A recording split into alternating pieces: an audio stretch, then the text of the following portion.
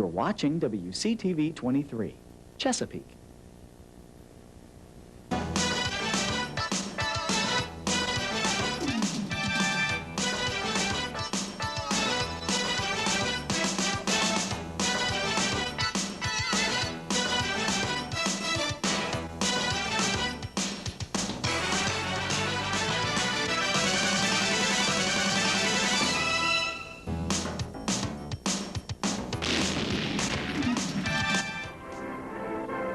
As holidays like Thanksgiving approach, everyone's thinking about the old days and planning a visit back home. The Norcom Greyhounds are no exception. All week, they've been planning a trip back to their old district to take on an old opponent. They're looking forward to a warm and loving reception from their old rivals, the Indian River Braves. They'll be sorely disappointed. The Braves are on a rampage this season. They're the only undefeated team on the south side and seem dead set on another trip to the state championship. To get there, they'll have to bring down the Norcom Greyhounds, a team they used to meet every year. The Greyhounds' move with the rest of the Portsmouth schools to the Eastern District meant the Braves didn't have to face their rivals, who ended the season with the second-best defense in the area. The Greyhounds have only one loss this season, and that was to Deep Creek. They easily dominated their district, using their speed and a tough defense to outscore their district opponents 216-53. They have a strong rusher and an excellent pass receiver in Anderson and Satterwhite. Both teams are striving to make the state championship game. For the Greyhounds, that path leads not only through the woods, but over the river. Hello, everyone. Welcome to the 23 Sports Game of the Week. I'm Richie Babb here with Merlin Vaughn and Mickey Irving, and this week we're at Oscar Smith High School. So are the Indian River Braves and the Norcom Greyhounds for the Eastern Region semifinal game. And you know, Merlin, the Indian River Braves are having a pretty good season. Hey, they're celebrating their first Southeastern District Championship, but they only celebrated it on Friday and Saturday. Sunday, they were thinking about Norcom. Norcom is an excellent team, but remember, Indian River Braves have a great defense, and that's where they start. Usually we talk about offense first for a team, but Indian River has the top-rated defense in practically all of Virginia. Now, I talked to Coach Parker, and I asked him what problems the Greyhounds pose tonight. Well, they mixed it up very well. They probably had one of the best blends of pass run in Tidewater. They got good speed on the outside. They big, strong physical on the inside with big, strong linemen. They run varied sets with some strength, running games with a power eye. And, so they can pose a number of different situations. Offensively, I think Antoine Stooks answered the bell when they played the Deep Creek Hornets. He came through after a shaky first quarter. He came through and he had an excellent ball game. Now, he knows what the big ball games are all about. He's answered the pressure call, so I think he's going to be well tonight. He's going to lead these Braves to a victory over the Greyhounds. And talking about defense, Indian River pretty good, but Norcom's right behind them in this Eastern region. Norcom looking for some respect also. Their defense just behind Indian River in just about all categories. They're a defense that likes to take away the big play. Indian River's offense likes to get the big play. But the question tonight, you got to agree with Merlin Vaughn, the Indian River defense. How are the Norcom Greyhounds going to attack that? They're going to go with Teron Anderson, the transfer from Tallwood, over 1,000 yards last year, having a great season this year. But we know Indian River can take big players out of the game. So I asked Coach Joe Langston, what are you going to do about this Indian River defense? And we feel like our kids, keeping the mistakes to a minimum, can rise to the occasion. We seen their defense, and hey, they play real good defense. They're a lot like us. Don't forget, Joe Langston's been at Norcom for 23 years. He has a state title back in 1993, and they won their first ever Eastern District title just this season, so they've been here before in the big ball games. Merlin, Norcom teams of old have not been huge on defense, but they have been fast, even on the line. Small guys on the line, but really fast. Is that their strength this year on defense, too? They're still that way, but you know, when Deep Creek ran over Norcom 28-0, what Deep Creek did was run right at them, and I think that Indian River is going to do that, and we saw them at Western Branch when they just ran board off tackle both ways, and I think that that's where Norcom is going to have the problem, trying to contest Indian River when they run straight at them. So Norcom will guard the perimeters, but they will have trouble in between the tackles. Unlike many things in the universe, Indian River defense, big and quick. the best defense around by far. You talk about the good defense, talk about the linebackers Coach Scott Johnson has. You have Brooks back there. You know, he's a great player. You have Boyd, you have Selby. You can just go on and on about the Indian River defense. So, you know, Norcom's going to have their work cut out for them. They average over 100 yards in the air.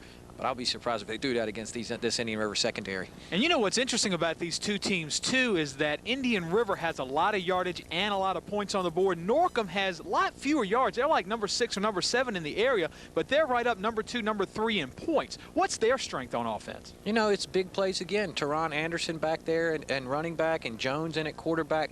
Norcom, year in, year out, capable of busting a play from any part of the field, and their defense also puts them in a good position to score, so they may not have to travel up and down the field as much. Any edge to either team in offense, Merlin?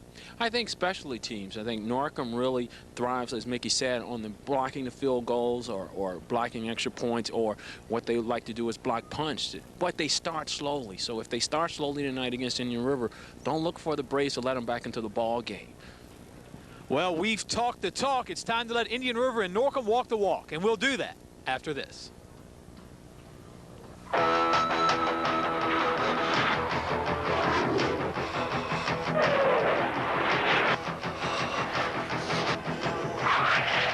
Even the hottest fighter pilot can't face this enemy alone. Become an Air Force physician. Aim high, Air Force.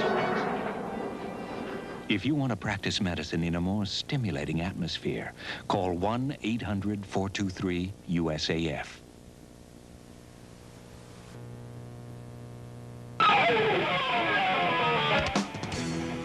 Eastern Region playoffs at Beard, DeLong, Easley Field on the campus of Oscar Smith High School. The undefeated defending state champion Indian River Braves and the Eastern District champions of Coach Joe Langston and the Norcom Greyhounds. Mickey Irving and Richie Babb up at the booth tonight. Merlin Vaughn down on the field and Smacky Stads working the numbers.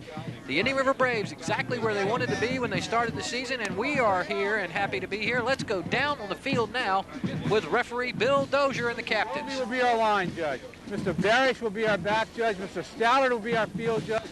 Mr. Cook will be our linesman. Mr. Richardson will be our umpire. Gents, the clock will be official unless I tell you differently, okay? Okay. Indian River, I'll call you blue. I'm going to call you white because brown takes too long to say, okay? All right. If I have a foul, I'll ask for the white captain or I'll ask for the blue captain, all right? Now, 2 things I want you to take back to your teams, guys. The first is play the whistle. When the whistle sounds, it's over. Nobody's going to pick up a ball and go for a touchdown. You got a guy wrapped up when the whistle goes, let him go. Don't stick him on his head. You're running with the ball and the whistle goes, ease up, okay? Okay. The other thing is when you hit somebody, they know they've been hit. You don't need to tell them they've been hit. So stay out of people's faces, play good, hard football. Best of luck to you. Now, we had the pregame toss. You won the toss and deferred, right, Captain? Okay. You're going to be receiving. You'll be receiving at the clock. So put your backs here. Come around here, Indian River. Norcom has won the toss. We'll receive. Bring them out, guys. Good luck to you. So there Good you luck hear it. to you. They defer. So more than likely they will want to receive in the second half. Take a look at this Norcom offense, who will get the ball first against this Indian River defense, and you see a lot of the word best up here on both sides. You sure will. What's interesting, though, that what I want to point out is Norcom is 6th best in offensive yards, but third best in total points. So what's interesting about that is that they're not gaining a lot of yards. I mean, compared to, you know, Wilson they are. But they're scoring a lot of points. And, Mickey, you made a very valid point in the opening of the game, and that is that the Norcom defense puts them in such a good position that they don't need that many yards to score. Take a look at the Indian River offense now, and again, you see the 3rd best in all of Tidewater in total yardage, and a pretty good matchup point-wise against these 2 ball teams tonight because Indian River putting a lot of points on the board, Norcom not giving up very many, but when you compare that to the Indian River defense, by the way, that's double what Indian River gives up. That's right. But good matchups on both sides of the football tonight as Coach Bob Parker will send the Indian River Braves out. Antoine Stoops, number 11, the sophomore, will be in on a lot of action tonight. You see him on special teams out there. And kicking away tonight will be Lance Bishop. He'll be in there at tight end. And for Norcom, when they get the football, you can expect a lot of guys to touch it. Number 25 will be back on special teams. That's Stanley Veal for Coach Joe Langston. But the sophomore quarterback will be Kevin Jones, number 19. He's been starting since the 4th game of his freshman year. And the main man in the backfield will be number 5, Teron Anderson, the Tallwood transfer of a year ago, who gained over 1,000 yards while playing over in the Beach District. They also have 2 outstanding wideouts in Michael Pons and Darren Satterwhite. So expect them to touch the ball tonight. If you take those last stats, we'll talk about that in a few minutes. Fumbled around a little bit and fielded at the 15-yard line by the Greyhounds as they bobbed and weaved their way through the middle with Chavis on the return, Latrell Chavis. Indian River special teams start out with a hammer. A hammer already. On that Norcom special teams guy. But still not bad field position. They'll have 1st and 10 at the 28-yard line. And you'll see that number 1 defense in all of Tidewater. By the way, they haven't given up an offensive touchdown in the first quarter all season long. The Indian River Braves defense, of course, led by defensive coordinator Scott Johnson and those outstanding linebackers in there for the Braves. Then at quarterback is Kevin Jones, the sophomore. They give it to James Levander. The defense strings it along, and it'll be no gain. Around the football, I would have to say, would be number 5, James Boyd. Say that a lot tonight. I'm sure you'll hear that number and name a good number of times. Boyd, an all-district player last season defensively. Line play frenetic on that particular play, just going every which way. It'll be 2nd down, and we'll call it 9 to be nice to our friends from the Eastern District, the Norcom Greyhounds, but it's closer to 10. Ball about the 28-yard line. Throwing situation possibly, and we talked about Michael Pons and Satterfield, 2 of the top receivers in Tidewater, and they'll split out now, and it'll be 2nd and long. First possession of the night. They swing it across to Levander. Looking for the 1st down. Pushed out. Gain of about 5 or 6.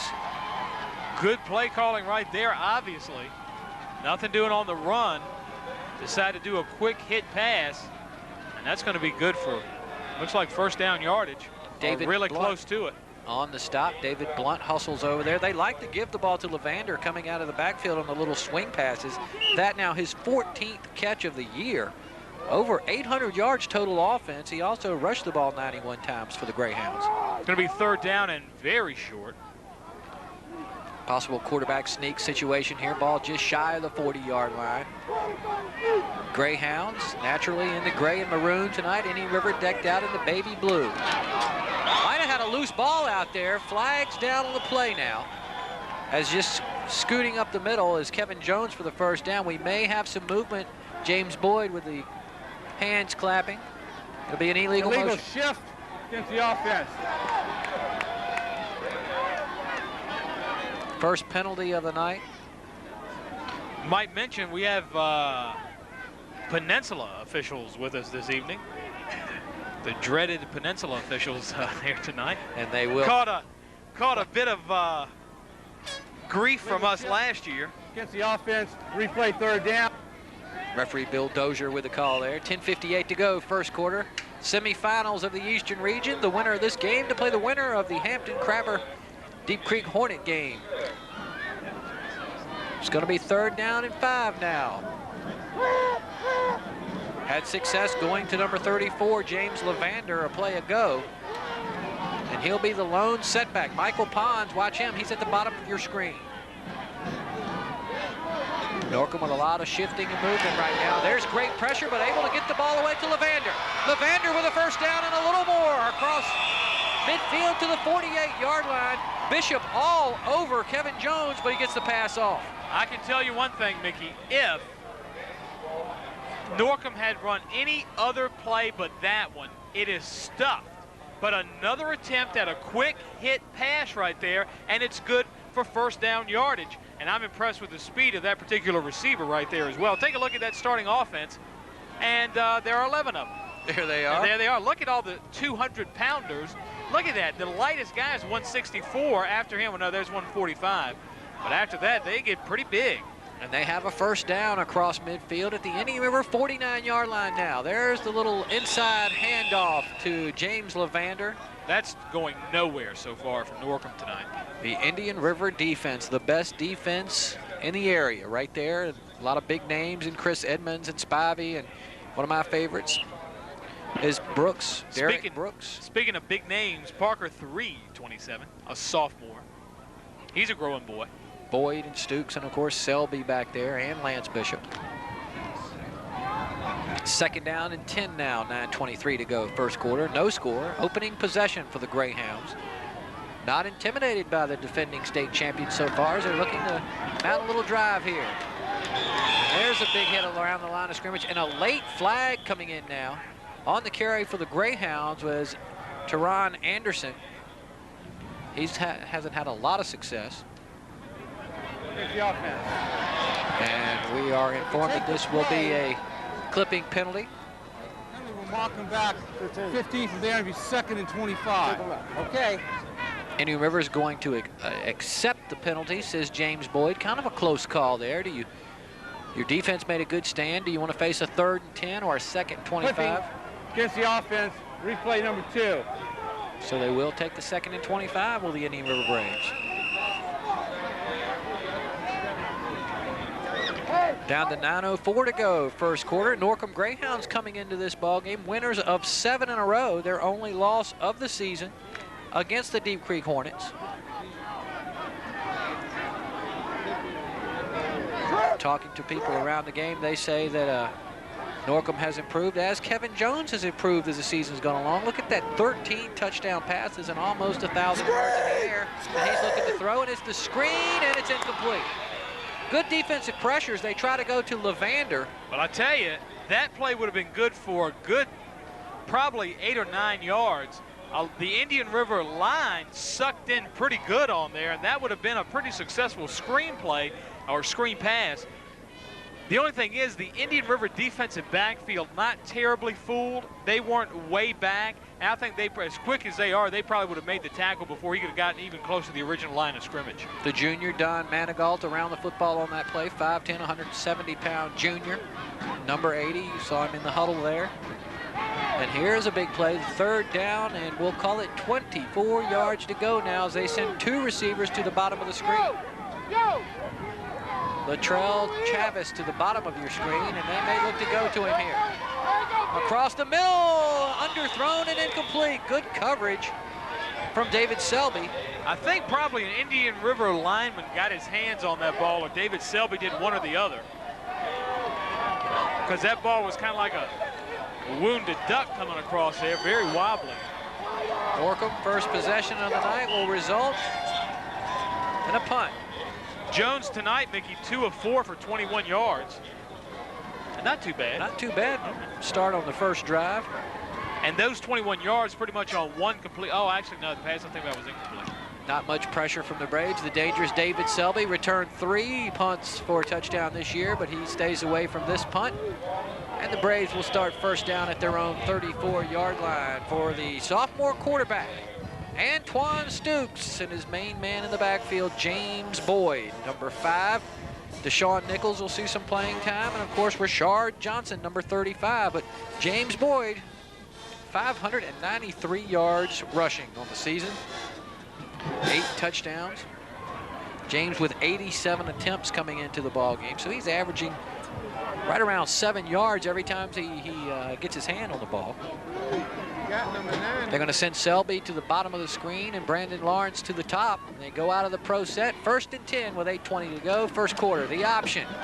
Stukes, there's the pitch to James Boyd, and wrapped up, knocked down nicely by Teron Anderson. Teron Anderson, one of those two-way stars, did a beautiful job there of staying with the pitch man. If you take those stats we looked at earlier and comparing these offenses and defenses, Indian River gained 261 more yards and gave up 526 fewer yards in Norcom total, which is impressive. But if you think about it, they only played 9 games to Norcom's 10, so you can add another game's worth of yards there to both of those. The stat man working overtime this week. Oh, yeah. This one goes to Johnson. Johnson around that right side. Maybe a loose ball. Flag comes flying in there now. Norcom says they have the football. They might come up with the football. We have a late flag, possibly a hold or a clip. Norcom really celebrating, but I have yet to see a call from the Zebra squad. And Bill Dozier tells us it will be a clipping. Defense, let's go. And James Boyd says, come on out here, defense. The Greyhounds will be excited about that. Take a look, see if you see the clip, see if you see the fumble here. Johnson going off the right side, hit hard, ball squirts out right there in the middle of your picture and straight down around a group of Norcom Greyhounds. Very easy to come up with there. Turnovers could be a key tonight. When you get in, start playing playoff football, you can't put the ball on the ground. 1 possession and 1 fumble for the Braves so far. So it's going to be a first down at the Indian River 37-yard line, and you see the movement from the Norcom Greyhounds as they give the Braves a lot of different looks. And this is Anderson. Anderson trying to go around the far side and breaks a tackle. Down to the 21-yard line is Anderson. Very effective stiff arm Anderson put on the Indian River defender. I'm still trying to see his number. Looks like maybe Antoine Stukes. Teron Anderson has 123 rushes for 720 yards this season. Not too bad. I want you to watch this stiff arm. I want to see if it's number 11, Antoine Stukes, that he puts his stiff arm on out on the far side. There he is. That's post stiff arm. Finally dragged down. Big game for Teron Anderson and these Norcom Greyhounds. That turnover gives them a real boost. And it will be a first down at the 23-yard line. Levander, James Levander, the fullback, right up the middle. Norcom not having a lot of success in the middle of the field, but they want to keep the Braves honest there and just get a couple of yards. And don't forget, 23 fans, Indian River yet to give up a defensive touchdown in the first half of a football game all season long. James Levander, the more attempts than Teron Anderson. So let's check that. He did have a few less attempts than Anderson. Levander with 91 rushes on the season. As Satterwhite will be flanked to the near side along with Latrell Chavis down at the bottom of your screen. They're looking to throw the football. They're going to Chavis. Manigault back there. Defensively, that's incomplete. Satterwhite, one of the leading receivers in Tidewater, number 7 in your final statistics. Going for 6 points there was Coach Joe Langston. Suddenly, the Indian River defense buckles up a little bit because it's 3rd and 8 now. Satterwhite, 19 catches on the season. Just 2 touchdowns, which is a bit strange. Pretty nice average at 16.4. Norcom having decent success on the ground. 4 rushes, 17 yards. Indian River only 3 yards on the ground. Big 3rd down and 8. They have Anderson and Levander in the backfield. A little confusion now as Anderson sets up as a tight end. Back to pass. Jones, he swings it to Levander, trying to get the first down. Here comes the pursuit from the Braves, but he breaks a tackle. He's going to have the first down. Levander has impressed me considerably tonight, Mickey, with both his tenacity and his ability to move on the field.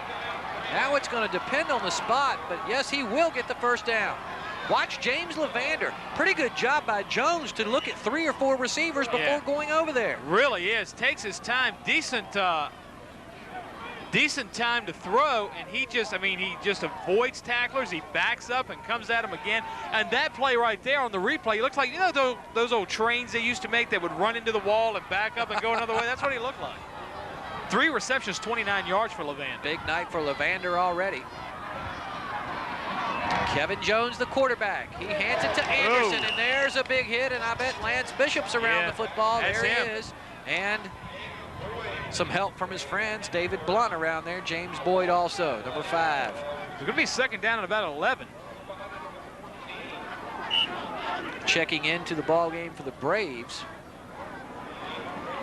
Like a couple of replacements is coming out will be Lonnie Parker, so we're going to go with some extra defensive backs. James Boyd will. Don Manigault comes out of the game as well. It's going to be 2nd down and 11 now. Ball on the 14-yard line of the Braves. No score. First quarter, 5:20 remaining. They're going to pass.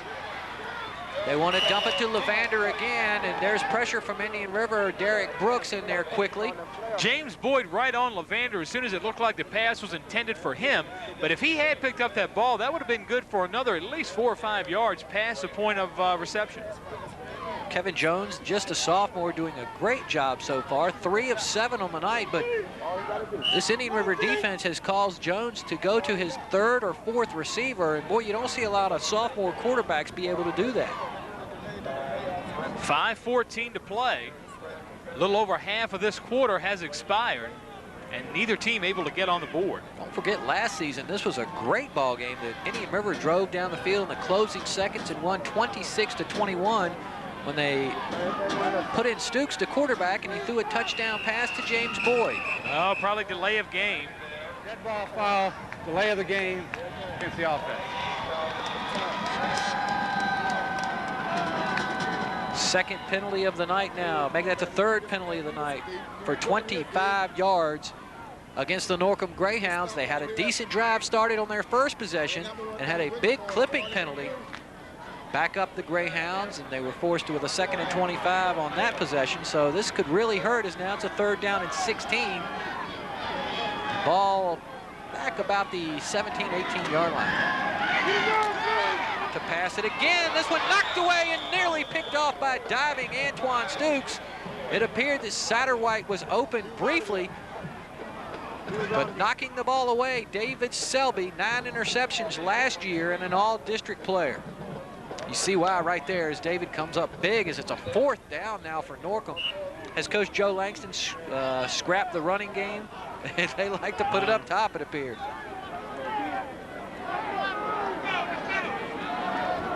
Knocked away by Selby. Selby would like to have that one back, I think. Sure would.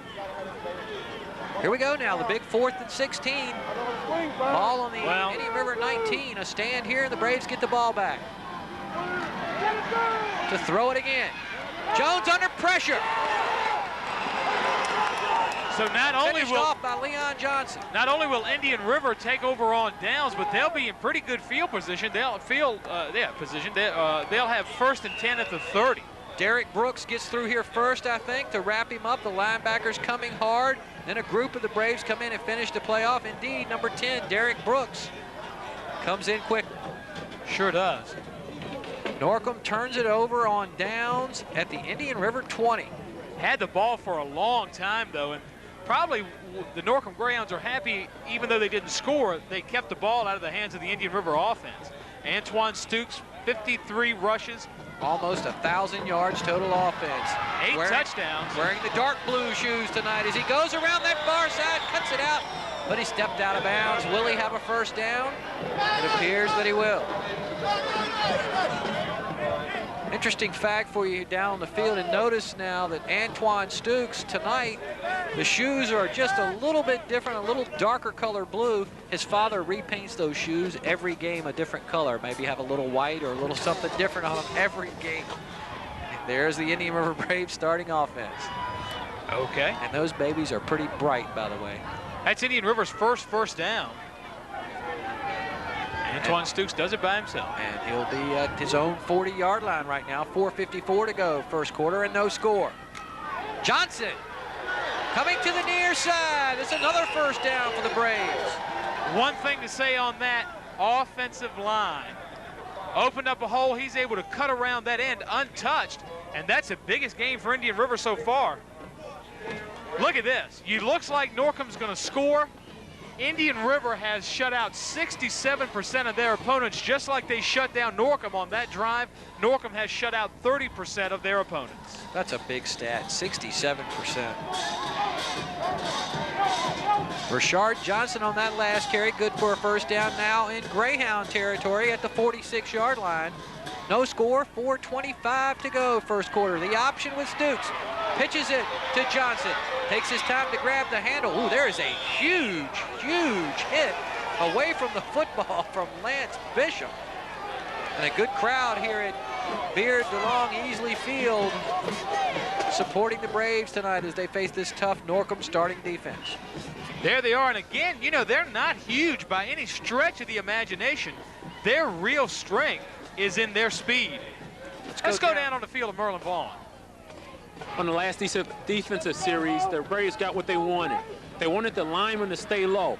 Norcom is running an unbalanced line that's giving the line fits for the Braves. But what they want to do is they want to blitz Darius Brooks and try to disrupt things. Back upstairs. And it worked on the big play last time, and this may be a delay of game against the Indian River Braves. Somebody's got their watch wound a little tightly.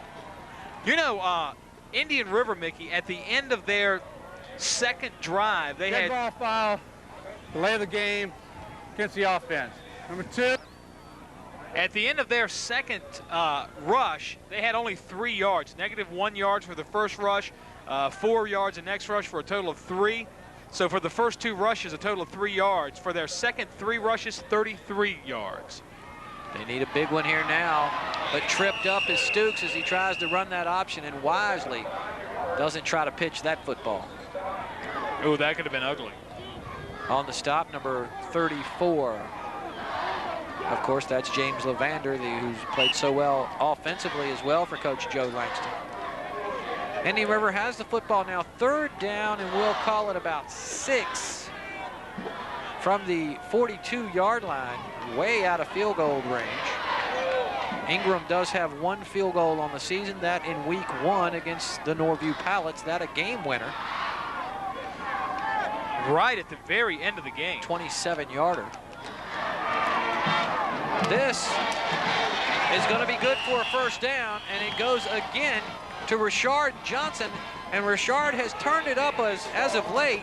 2 touchdowns against Oscar Smith last week, both over 30 yards, one a 30-yarder and one a 39-yarder. 4 rushes for 32 yards for Rashad Johnson.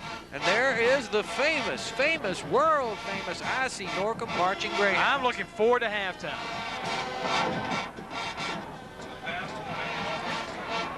Down to 2:30 now to go, first quarter. And this is Johnson again, and he's just getting about 5 or 6 every time he touches the football. And Richie mentioned it. Give some credit to that offensive line. Chris Edmonds, David Ware, Derek Mosley, Caparellos, and Lonnie Parker doing the majority of the work in there for the Braves. And they're doing a good job right now controlling the line of scrimmage. Looks like a completely different Indian River team than the last time they had the ball. 2nd and 5 from the 27, looking to take the lead. And they keep going with Johnson. He's stopped there on that play by Eugene Ramsey, one of the leaders of this Norcom defense. Now Indian River's going to be facing a 3rd down and about 4.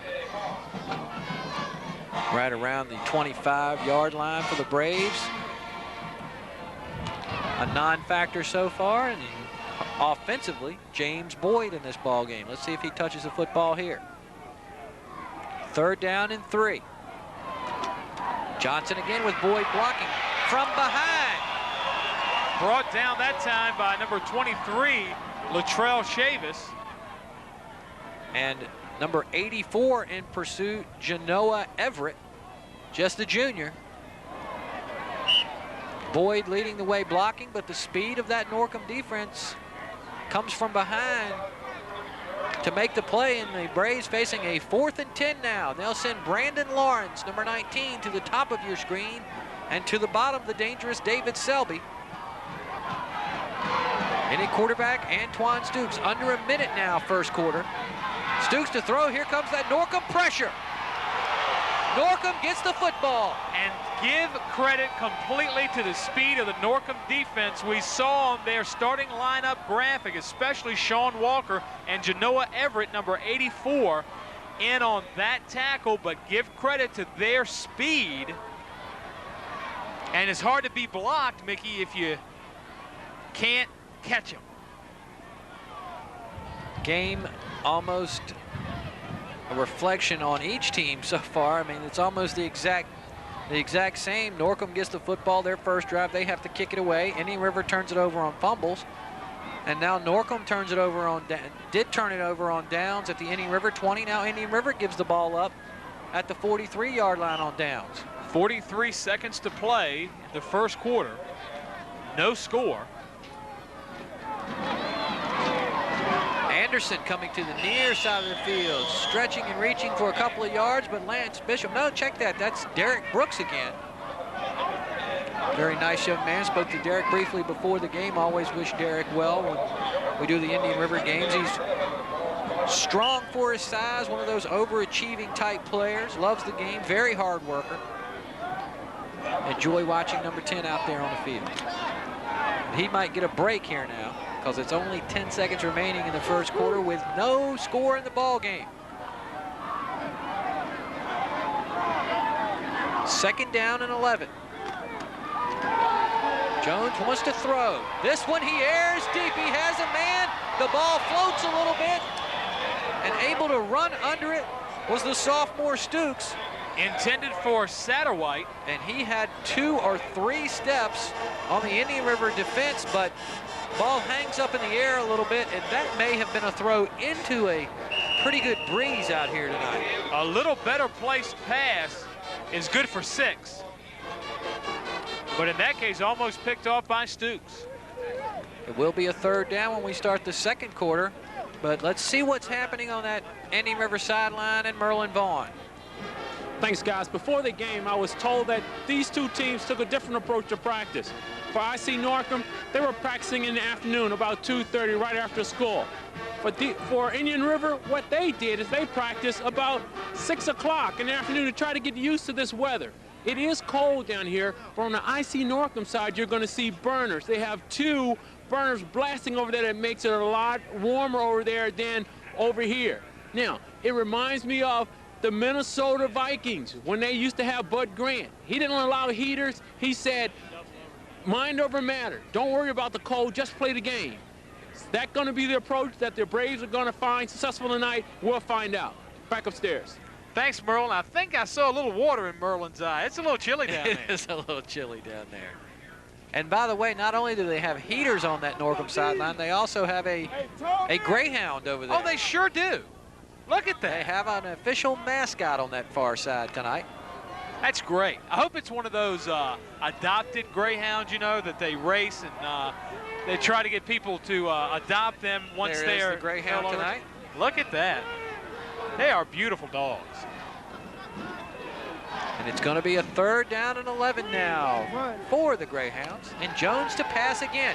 Pressure, the little dump pass. Oh, a beautifully executed screen pass, but doesn't go very far. The same thing that happened the last time Norcom tried a screen pass. The line is sucked in hard, but the backfield is not giving them a lot of space. Still good for a few yards. Antonio Spivey in on that tackle, but not good for the yardage that they needed. It's 4th down and a long 5. The Greyhounds will trot the punt unit back on the field. Richie mentioned Indian River going after Jones on that, but 2 guys did their job and stayed home there. Well, that could have been a huge game for James Levander. Huge. But the Greyhounds to kick it away. The Braves coming. Nice kick as Selby signals for a fair catch and wisely lets it go, but it's going to be pinned deep. I thought that might roll into the end zone, but it takes a nice Norcom bounce. They're going to have 1st and 10 at just about their own 9-yard line. 11 minutes, 1 minute gone already in this second quarter. Great kick from Teron Anderson there. Good hang time and puts the Braves inside the 10-yard line. What does Teron Anderson not do? Take a look at those first quarter smacky stats. Of course, all knotted up at 0 at the end of the first quarter. 7 rushes for Norcom, 5 yards. 11 rushes, 38 yards for Indian River. Norcom having no success on the ground. A little different picture in the air. 3 of 9 for 29 yards. Indian River hasn't even tried anything in the air. So it's pretty even. 38 total yards for Indian River, 34 for Norcom. 3 penalties, 25 yards. Made a lot of difference in the game so far, Mickey. 1 penalty, 5 yards for Indian River, and 1 turnover. Smacky stats guys who think maybe someone else was fighting on Holyfield's side. Uh-oh. Hey, I Anderson, knew that was going to happen. 3 rushes, 13 yards. Johnson, 7 rushes, 32 yards. Time of possession, 6 minutes, 57 seconds for the Greyhounds. 5 minutes, 3 seconds for Indian River. So closer than I thought. I thought it would be more for Me too. Norcom. The Braves go off the left side for a couple of yards on the last carry, so it'll be a 2nd and 8. By the way, that kick from Anderson, a 44-yard kick, and some of the best hang time we've seen all season here on 23 Sports. Bounces off a 1 and good for positive yardage, and again, it's Johnson on the carry. Have we seen a team with a lot of confidence in its kicking game this whole season? Maybe Deep Creek. Deep Creek with Rainey doing the kicking, one of the leading kickers in Tidewater. I think Smacky was referring to some supernatural power when he said somebody else fighting on Holyfield side. Are you sure about that? Yeah, I know that. He wrote me a note that said that. 3rd down and 2 after the nice game from Johnson.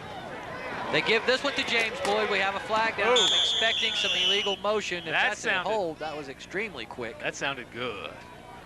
Helmets popping up there as Michael Pons helps up James Boyd. An illegal shift against the offense. The line was not set. Year in and year out, the Peninsula District officials seem to call that illegal shift. A lot. Must be a point of emphasis on the officiating crews from the other side of the river. Well, one thing for sure, they can make a fist over on the peninsula.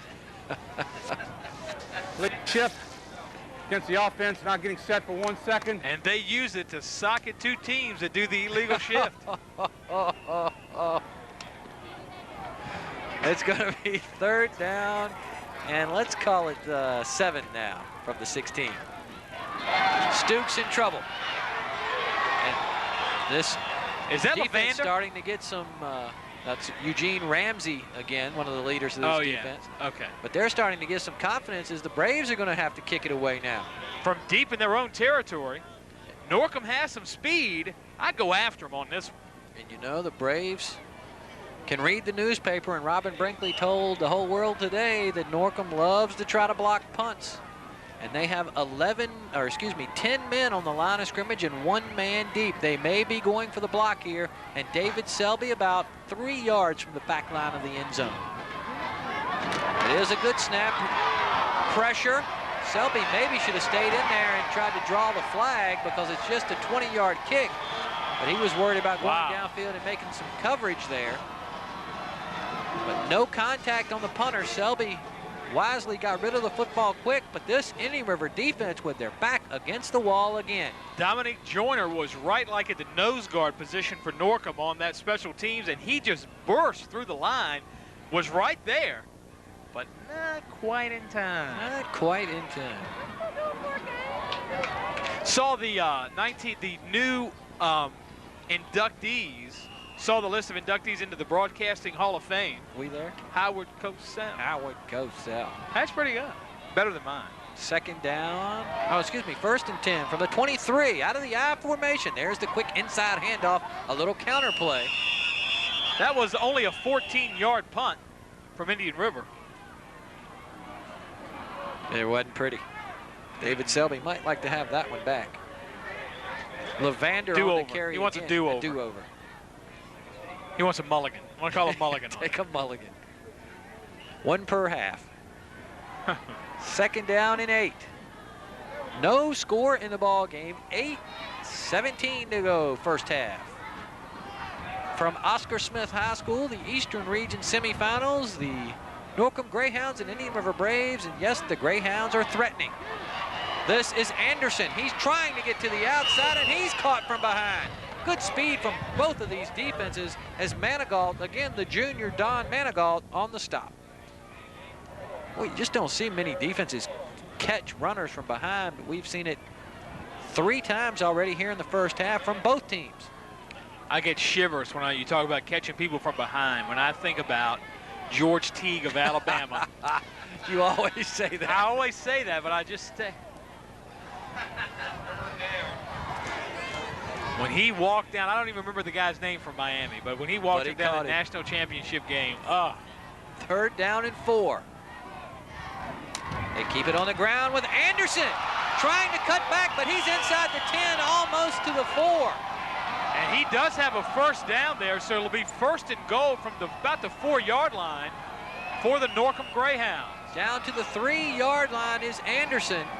And you know they've had success with James Levander running the football. And now they're starting to establish Anderson. Take a look at Anderson on this replay. Nice block right there. Did you see that? I don't know who it was, but one of the Norcom players just blocked out completely one of the Indian River defenders, left a big hole there for Anderson. 7:38 to go, 1st half. 1st and goal from the 3. Jones kept it himself. Pretty nice play call there to follow the fullback through. And he gains almost 2 or 3 yards there. He's going to be about the 1. Braves in trouble now. Because it's 7:20 to go first half, and you would think the Greyhounds are going to get 6 points right here. I can't do it. That's how close it is. The Braves are right on the goal line now. Derek Brooks, the senior, in there, shouting some encouragement to his friends. And the quarterback sneak could do it right here. Kevin Jones. And if it doesn't, they have 3 more times.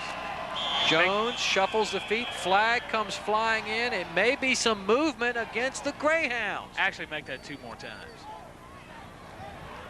Indian River says back them up, back them up. I think they shifted. I think they illegally shift again. Illegal shift against the offense. Peninsula officials, I bet those struggling hard to make the Peninsula District known as the area with no illegal shifts.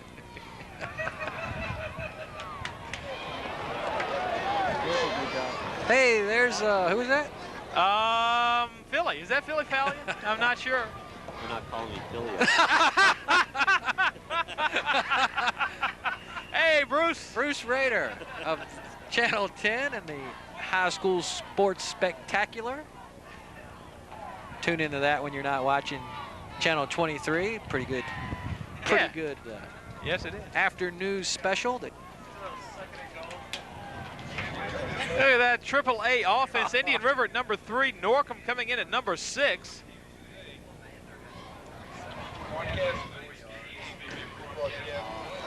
So Oscar Smith also, we might mention, snuck in there, but these 2 teams right up there, just as you might expect. I was a little surprised that Norcom was so high in the offensive categories, but look at that, over 100 yards a game passing. That's. I tell you what I'm surprised at. I'm surprised that Ocean Lakes is so high up in there.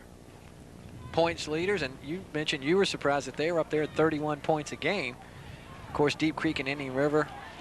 And also, Western Branch finishes the season averaging over 30 points a game. This is interesting. Levander of Norcom, 4 rushes, 34 yards. Oh, I'm sorry, receptions. He has all the yardage received. 4 receptions, 34 yards, and that's a total for Norcom. Second and goal from the 6. They may want to give the ball to James Levander again. 6:52 to go. First half. This one goes to Anderson. Brooks there, but he was tripped up by Richard Johnson behind the line of scrimmage. Derek Brooks of Indian River in on that tackle. So take a look now. The good defensive surge from Indian River. James Boyd stepping up there.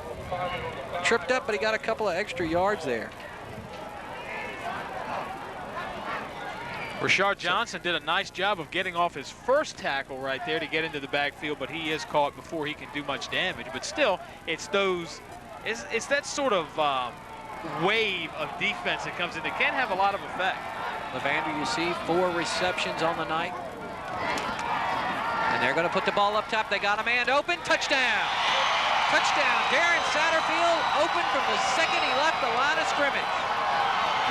And I tell you, the Norcom Greyhounds are lucky. I think I saw an illegal shift. Satterwhite makes touchdown reception number 3 on the season. And it's a 6-point Greyhound lead. Now, what about that? Satterwhite uses the wheels and breaks for the inside, and here we go. A little confusion out there now from this Norcom. Oh, the muddle huddle. The muddle huddle. See if the Braves are ready. Huh? Now they'll shift back, but they do keep a receiver to the far side of the field. Now he'll come back into the group, and it appears that they are going to kick the ball. Damian Turner, low snap, and they have to run it.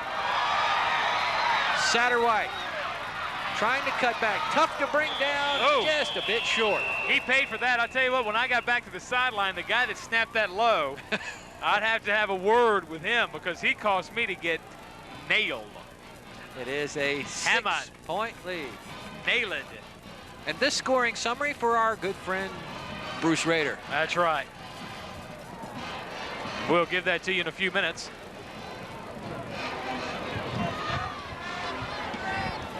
Smacky Stats hard at work in the booth. Mickey Irving and Richie Babb upstairs. Merlin Vaughn on that Indian River sideline. And I think they have to be a little concerned as It turns out to be a 6-point lead for the Norcom Greyhounds. What do you think, Mickey? Are you surprised? Punt the ball away. Short punt. You had to think Norcom was going to score on that. Barry the King Compton, standing watch. He's so good with the camera, he doesn't even have to touch it.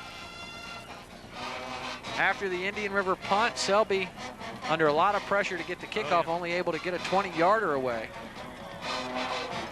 Look at him. He's not cold. Leads to a touchdown. Braves would like to answer back here with 6:06 to go first half. There's our Smacky Stats scoring summary. Oh boy, to make it 6-0, 2 minutes, 41 seconds, 6 plays, 23 yards, a key of 5 yards, Satterwhite Woven touchdown. Woven. Write it down, Woven.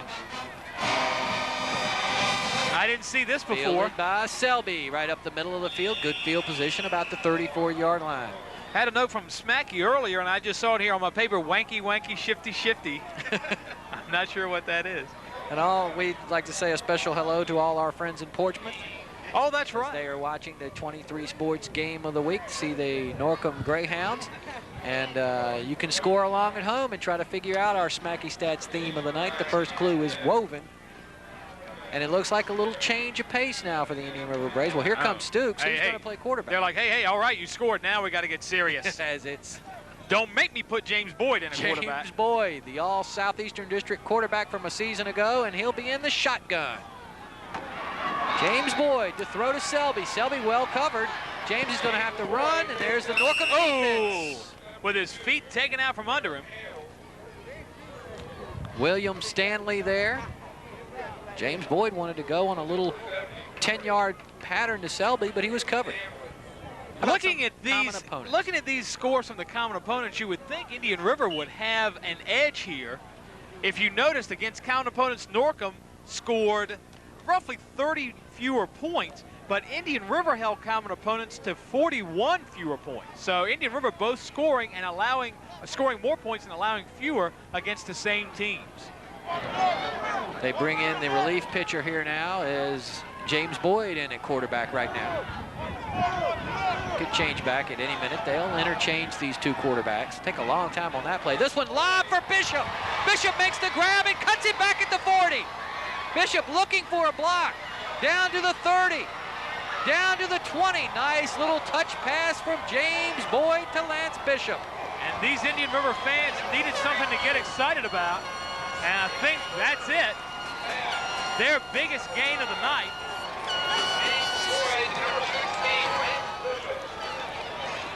Boyd almost had a little trouble with that snap. That's just a touch pass right there. Just lob it over the middle. And it works. He does a nice cut there. Brandon Lawrence is saying, come this way. Come this way. So he did. Very nice. That's a 52-yard run for Lance Bishop. 4:52 to go first half. Well, pass and run, you know. And that's all the way down to the 16-yard line as we have a timeout on the field now. I think the Norcom Greyhounds will take a timeout. Let's go down on the field to Merlin Vaughn. Guys, once again, we see how James Boyd can control the ball game. That was an audible. The play did not call for that. They were trying to go to David Selby, but James saw something else in the defense, and I tell you, he sent Lance Bishop right up the gut, was able to complete that pass, and boy, can Lance rumble. You can see James Boyd has his head in the ball game. He's going to make sure that Indian River comes out with a victory tonight. Back upstairs. Oh, he's going to be sure of it. And how do you know? Merlin with the pulse of the Indian River team, you can tell. Yes. That was an audible from James Boyd. Good work down there, Merlin. And then it was a pretty good read. I want to go to Selby, but he didn't. They didn't. 4:52 to go. Let's see if James Boyd will indeed be back in at quarterback. Yes, he's still there. He'll send Lawrence and Selby to the bottom of your screen. Spivey in motion. This is James Boyd, hit after a gain of a couple. Ball now inside the 15-yard line for the Braves. It is a 6-point lead for the Greyhounds. So the Braves give up their first defensive touchdown of the year in That's hard to believe. First half. That's hard to believe. Hard. I wish I had some reverb on my voice so you could hear me say hard to believe. 2nd down and 8. From the 14. 4:15 to go, first half. Boyd to pass, pressure. Able to get away from it. Nobody open. Throws to the end zone. Knocked away. That's a big league play right there from Brian Clemens, the transfer from Western Branch. Brian Clemens looked like, boy, the defense had everybody covered, but we talk about in the opening of the game how good these two defenses are, and we've seen that tonight for sure. Well, that is a big league play right there from Clemens because David Selby catches that ball. Reminded me of Alonzo Mourning when he was at Georgetown. Indian River calls a timeout now. Swatted away by Bryant Clemens. James Boyd will talk it over with Coach Bob Parker. Or that may be offensive coordinator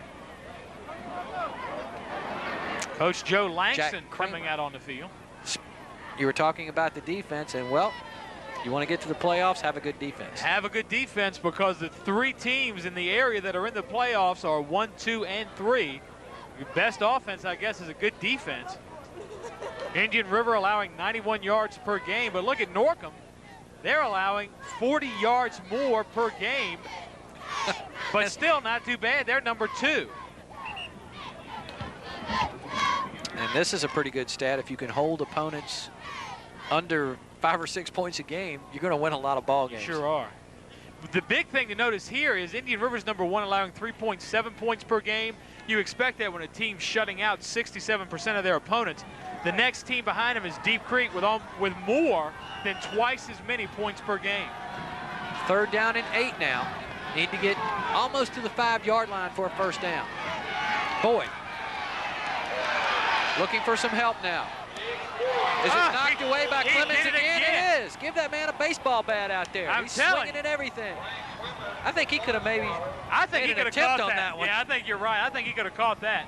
I see the Norcom Greyhound band coming out of the stands now. And we'll get to hear them at halftime. You want on television, we will. Boyd doing a good job to get away from the pressure. And Clemens, no, he did go up and make a nice play on that, but Pons was in great shape. You know, that almost looked exactly like the last one because Boyd made the exact same action where his feet left the ground and made the pass. That looked like the play before. 4th down now. The Braves need 8 yards to get a first down to keep this drive alive. Trailing by 6 points. They need to get to the 5-yard line. So they flip it to Stooks. He's going to want to throw it back to Boyd. And he throws it out of the end zone. Which is probably a good move because good coverage from Norcom on who could have been the intended receiver, number 19, Brandon Lawrence. Indian River turns it over on downs. The Greyhounds hold and will hold on to that 6-point lead and get the football back deep in their own territory. But Kevin Jones, the sophomore quarterback, and these 2 running backs, Levander and Anderson, have done a good job for Coach Joe Langston tonight. His 23rd season as the head coach at Norcom High School. Here we go. Here we go. Wide side. The Greyhounds will have a 1st and 10 at the 14-yard line. The sophomore quarterback, Kevin Jones.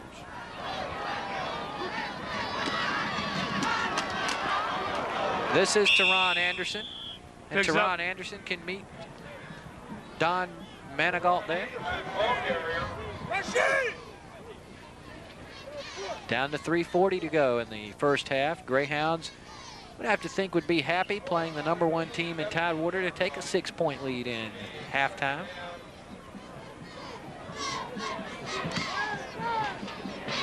Indian River now facing a 2nd down and 7. Possible throwing situation for Kevin Jones. So going in motion will be Satterwhite. He's the man who had the touchdown reception in the earlier in the game. But they keep it on the ground with Levander. Makes a nice little move around the line of scrimmage, and Derek Brooks there again on the stop. You know, you heard people say, or I've heard people say this week, oh yeah, Norcom dominated the Eastern District, but the Eastern District, are they that good? Well, yeah. Norcom versus Southeastern District opponents, the average score of the game, 33-6. Indian River against Eastern District teams, average score 19-7. Nice stat there.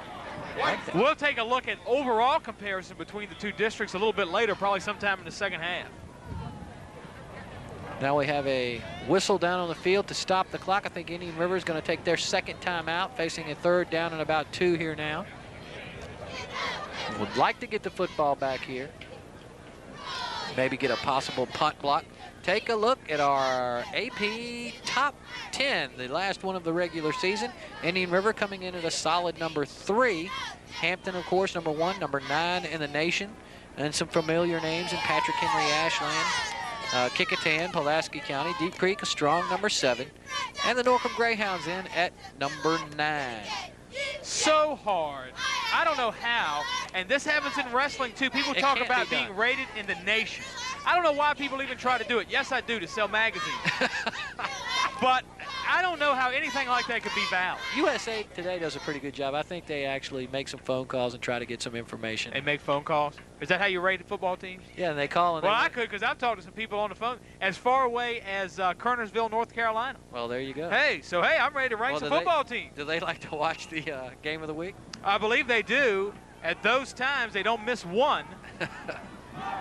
After the timeout, 3rd down and 1 now for the Greyhounds.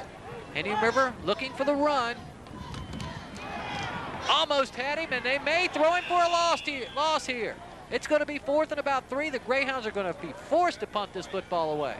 Little quarterback keeper there with Kevin Jones, and Indian River got through there almost untouched. Chris Edmonds around the football. Leon Johnson as well. Smacky tells us that Satterwhite was actually the quarterback on that particular play. So they put Satterwhite in. I guess they figured, hey, if Indian River can change quarterbacks, so can we. Well, let's see if the Braves go for the block here now. Nah. They should get good field position back. They only have, we believe, 1 timeout remaining. Selby will be standing at the 47, and the Braves look for the return here off the side of the foot. And they kick it away from Selby, which is a smart thing to do if you're a Greyhound. So James Boyd and the Braves will have 1:46 to work with. Down 6 points to the Greyhounds. Your 23 sports game of the week, the Eastern Region semifinal Division 5 playoff game. As Indian River, the defending 6 state champions, move down to Division 5, and they'll want to make sure they stay tuned at halftime for our news break update with Mark Cox.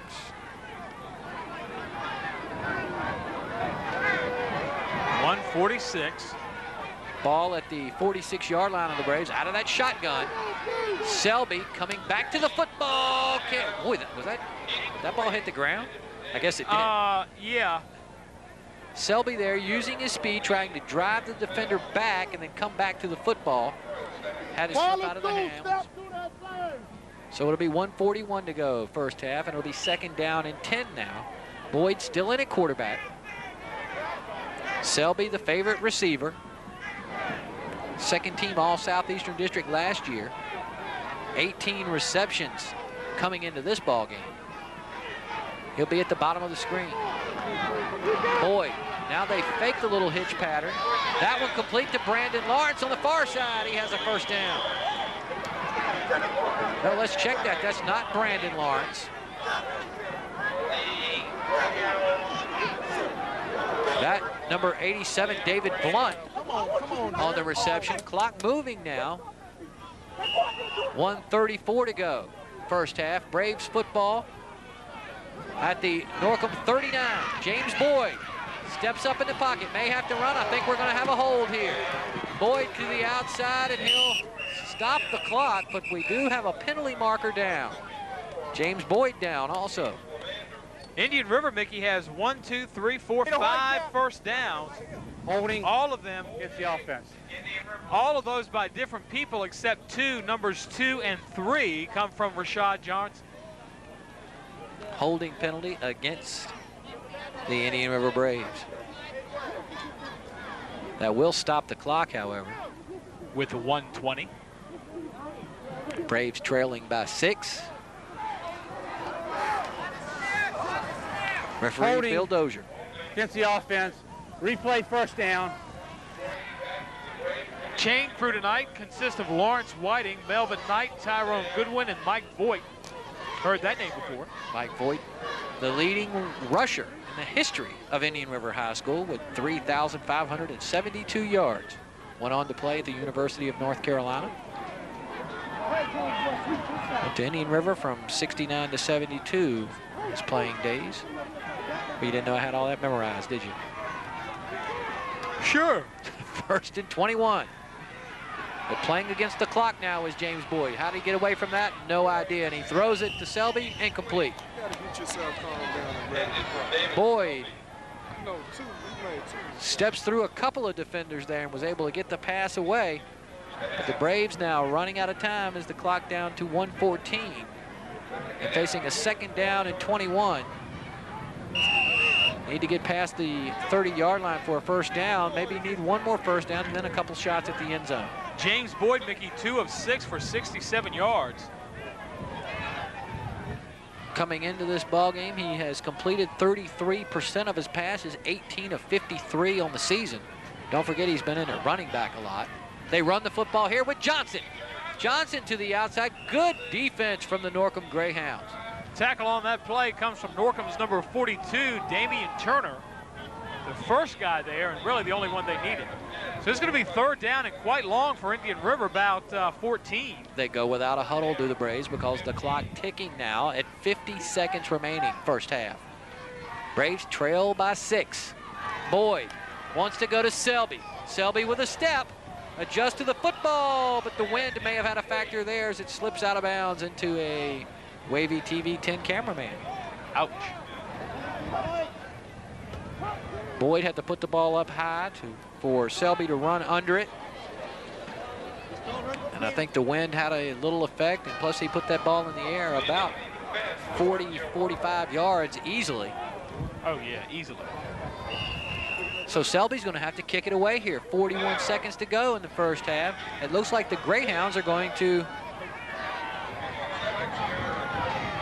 take a 6-point lead into the first half, at the end of the first half. Coming for the block now. Almost had it. Selby gets it away. And it will be a good Indian River roll as it'll go inside the 20, almost to the 15. Ball down by Jermaine Winborn. It's a 6-point lead for the Greyhounds. Now, is this what you expected? Not really. I was expecting. Well, I mean, if you really think about it, though, can't make mistakes in the playoffs against any team is capable of doing anything in the playoffs. And it wasn't a mistake, but it was a hurried punt. Well, from David Selby that led to the touchdown for the Greyhounds. I know one thing. These two teams beautifully matched. Both of them strong, strong defenses. So good that they've been able to squelch their excellent offenses. Good point. It's almost like good pitching beats good hitting. Good defense beats a good offense. Norcom keeping the ball on the ground here, what may be one of the last couple of plays of the first half. That's a very good point. Good pitching does beat good hitting, so good defense would beat good offense. Generally. Anderson on the carry. His numbers were down somewhat this year, but he also had Lavander in that backfield to help him out, where at Tallwood a year ago, he did the majority of the work. 3rd in the Beach last season in rushing. Teron Anderson, Mickey, 7 rushes, 33 yards. Had 34 before that rush. He's carried the ball 7 times. He averages a little over 12 a game. And that'll be the end of the first half. The Norcom Greyhounds will get that 6-point lead, and Merlin Vaughn's going to grab Coach Bob Parker. So let's see what's happening on that Indian River sideline. Let's go down with Merlin Vaughn with Coach Bob Parker. Right now, Coach Parker's checking with the officials to see what time they have left for halftime. But now, Bob, is this what you were expecting in the first half? Yeah, we knew it was going to be a tough ball game. We'd obviously hope to do a little better offensively, but you know, we expected this. Okay, what are you telling them at halftime? They just got to regroup now. You know, so it's got another half to go. Okay, wish you well at halftime. All right. Hey guys, look, I was even fooled on the series that Pookie Boyd hit Lance Bishop. That was not an audible. What it was a design play. What he did is he faked an audible, but threw the ball to Bishop up the seam. Now we're going to see what adjustments Indian River makes at halftime and see if they'll be able to get and punch a hole in this Norcom defense. Now back upstairs. Thanks, Merlin. Good work on that sideline. Don't forget, 23 sports fans, stay tuned for our news break update with Mark Cox. But after one half of play here at Oscar Smith High School, the score, Oh, you know Liz Gunnifson is here for News Break Update this week. Let's watch that then with Liz Gunnifson. Sounds the good. News Break Update. And we'll let Liz know our score at halftime is Norcom 6, Indian River 0. We'll get back to the game in just a moment, but first, these headlines from Chesapeake this week. The Chesapeake Fire Department in Lowe's wants you to have a fire-free holiday. A fire-safe house opened last week demonstrated what homeowners can do. To receive a free safety packet from Lowe's, call 1-800-SAFE-HOME. The 29th Annual Senior Regional Orchestra Concert was held last week at Great Bridge High School. Nearly 200 of Hampton Road's best young musicians entertained the audience with classic as well as contemporary music. The Chesapeake Arboretum is officially open. Dedication ceremonies were held on Saturday. The 48-acre site includes an 18th century farmhouse and wooded area with trails. It's located off Battlefield Boulevard on Oak Grove Road. Barnes & Noble booksellers are helping bring the magic of books to Chesapeake's children. 40 children from Children's Harbor Chesapeake picked out their very own books from the store's extensive children's collection. The book party was part of the First Book program. And that's this week's News Break Update. I'm Liz Gunnifson.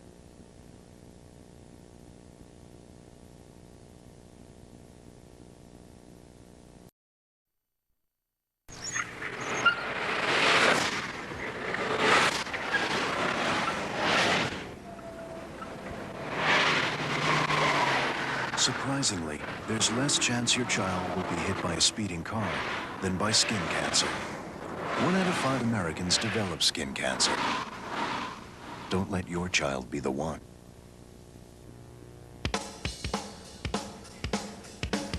Back at Beard DeLong Easley Field on the campus of Oscar Smith High School, an upset in the making. The undefeated Indian River Braves trail the Norcom Greyhounds by 6 at the end of one half, and who can tell you why? Smacky can tell you why. Take a look at these halftime Smacky stats. Take a look at these halftime Smacky stats. 6-0 in favor of the Norcom Greyhounds. 16 rushes, 35 yards for Norcom. 17 rushes, 50 yards for Indian River.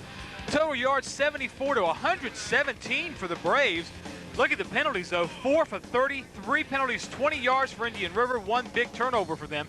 13 minutes, 21 seconds time of possession, 10 minutes, 39 seconds time of possession for Indian River. And Mickey, Smacky Stats guys who hope the Hornets are feasting on some curry right this second. Oh.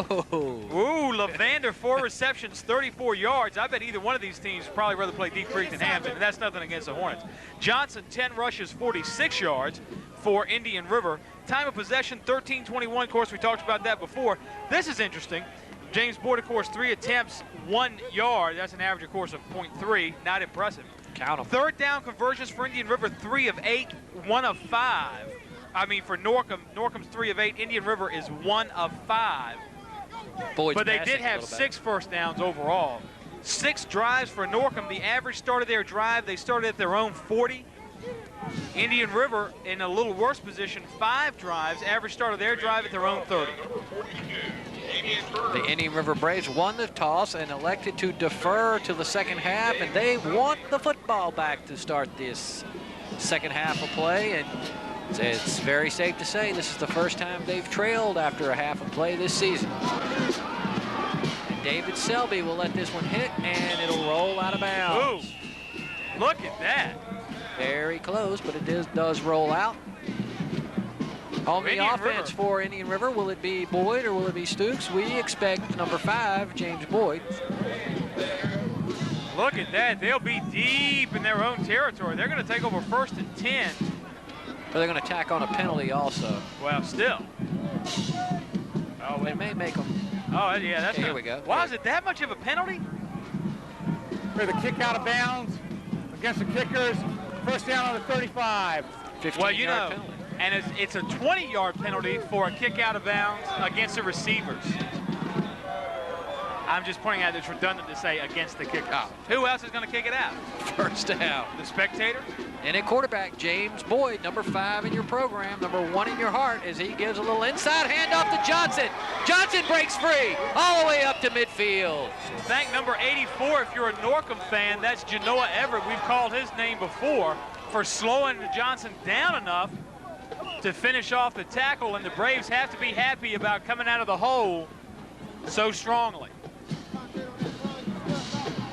That's 3 first downs for Johnson. He had the 2nd and 3rd of the 6. Now he has the 7th. Johnson, we mentioned last week, 2 touchdowns against Smith, 39 and 30 yards respectively. Having a good ball game out here tonight. He's in the backfield as it's a first down at the Norcom 49. Long count from James Boyd. James on the option to Antonio Spivey. He went to cut, lost his footing, but just as well because that Norcom defense there, Eugene Ramsey around the football, covering the option very well right now, Coach Joe Langston's Greyhounds. Not only was Ramsey close to the football, Mickey, he also had a lot to do with the timing of that pitch, which gave some of the Norcom defenders time to get there and actually make the stop. Coach Bob Parker would love to have a 2nd and 2 or 3, but here he faces a 2nd and 9. First possession of the second half. The boys in blue trail by 6. Boyd to throw, looking for Selby. Selby makes a little move now, and James is going to have to run. Now under extreme pressure and a great ankle tackle. Eugene Ramsey, the senior, again grabs the ankles of Boyd, and he goes down, a loss of about 6. Genoa Elliott also in the vicinity. And look at the replay. That's when he wanted to go to Selby, and Selby was well covered. Sure was. That had a big effect also. Good penetration from the Norcom defensive line. Facing now that 3rd and 16 ball back at their own 45-yard line. Genoa Everett, the defensive end for the Greyhounds. You got a quick look at him. He had a couple of calls in the first half. James Boyd now. 3rd and long. Boyd straight back. There's the pressure from Ramsey. Pressure from Levander. Levander is there. Makes the tackle. 10 yards short of the first down. The Braves are going to have to kick it away. Well, they came out of the gate strongly, but that was about it. First possession of the second half. Indian River will have to kick it away. News Channel 3 here tonight, covering the big game here on the south side this Friday evening. The other semifinal game tonight, Deep Creek and Hampton over on the peninsula. David Selby had to rush a kick earlier. Norcom with 10 men on the line of scrimmage. Here they come. Selby with another short kick. Had to get rid of it in a hurry. But it takes a good Indian River bounce, so the Greyhounds will start at their own 35, down by Richard Johnson. 5 yards better than their average start of a drive in the first half, which was at their own 30. Now they're starting at their own 35. So that... Oh, no, I take that back. That's worse. They start at their own 40 on average. That IC Norcom offense, led by the sophomore quarterback, 6'2", Kevin Jones. He's been starting since the 4th game of his freshman year. And last season, they took their knocks somewhat here in the Southeastern District, finished the season 4-6, but are 9-1 coming into this ball game. Their only loss to the Deep Creek Hornets. Confidence behind them now, knowing they can play with the Braves as they hold on to that 6-point lead. Long count from Jones. Gives it to Anderson. Derek Brooks. And a couple of others around the football. Number 52, and of course we know that that's Leon Johnson. Indian River, Mickey, averaging 246 yards in rushing every game. That's 123 yards per half. They're well behind that. Only 65 yards on the ground right now. They're back at about half of what they usually get on the ground by this point in the game. 2nd down and 10 from the 35 for the Greyhounds as they shift Satterwhite into the slot. Jones to throw. Coming up, a big interception from Selby. Flag down, could be a hold. Selby will run it back. Selby down towards the end zone, he gets in. Touchdown, Indian River. Let's take a look at the flag. Is it a hold?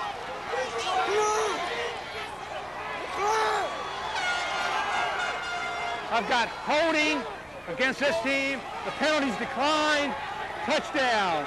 Thank you, Bill Dozier. A holding against the Greyhounds. Selby comes out of nowhere in what appeared to be an open Darren Satterwhite. He seemed to be 5 or 6 yards behind him, and Selby able to step in front, pick the ball up, and come down the near side. Derek Brooks applies the pressure. There you see Selby when he gets around this corner. It was just a matter of time. He had some blockers in front, turned into a foot race at the end. Dozier's got to keep that hat on. You cannot allow your hat to come off during a play. Now it's only tied. They need the extra point. Ingram. The holder is Boyd. High snap. James gets it down. Kick is away. Does it go through? It does. 7-6 lead for the Indian River Braves, just like that. Ingram is down. It's a game of turnovers. Interception. Turns into 6 points, Indian River. You like to capitalize on the other team's mistakes, but it's even sweeter when you can do it immediately.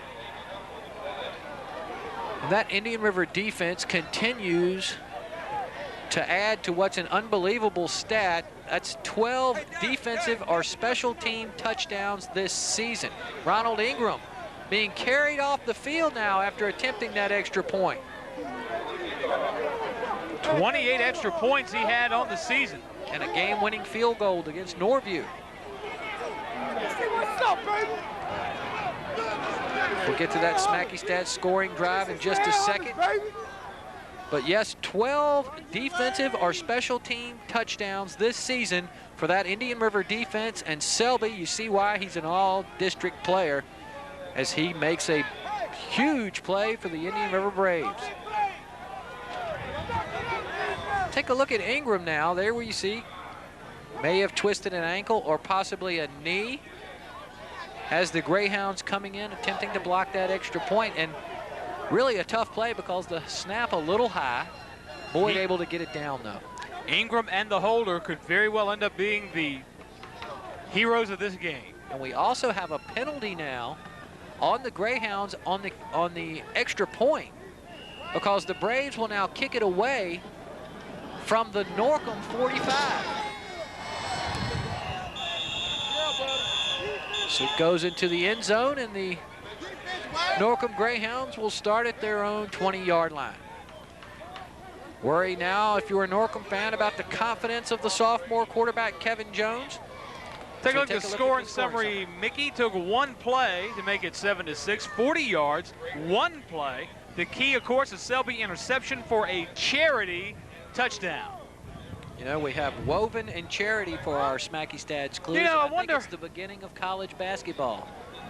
How do you figure that? That's it. I Is it am really? correct, sir. What? Woven, hoops, charity, charity line, basketball. This is Anderson. He's hammered, but he'll get a gain of about 7 or 8. Coming up defensively for the Braves and up with a football. James Boyd. The 3-man weave and the charity stripe were the clues. Good James gosh. Boyd on the stop. That's kind of, I thought, you know what I thought he was doing? After I saw charity, I thought he was doing some kind of holiday clothing drive. Smacky Stats charity clothing drive. On the last run was Anderson. He's probably a big college hoops fan. As we get kicked off that time of the year here, football playoffs means college basketball starts. Second down and 3 from the 28. Nothing happening there. Trying to go between the tackles with James Levander and Antonio Spavi right there. The Braves seemingly inspired.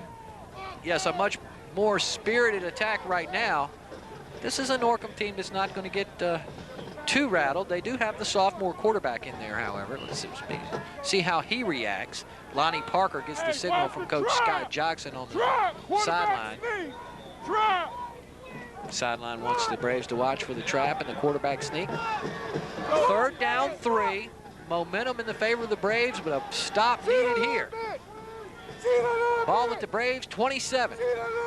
Satterwhite will be in a slot on the far side, and they're going to throw.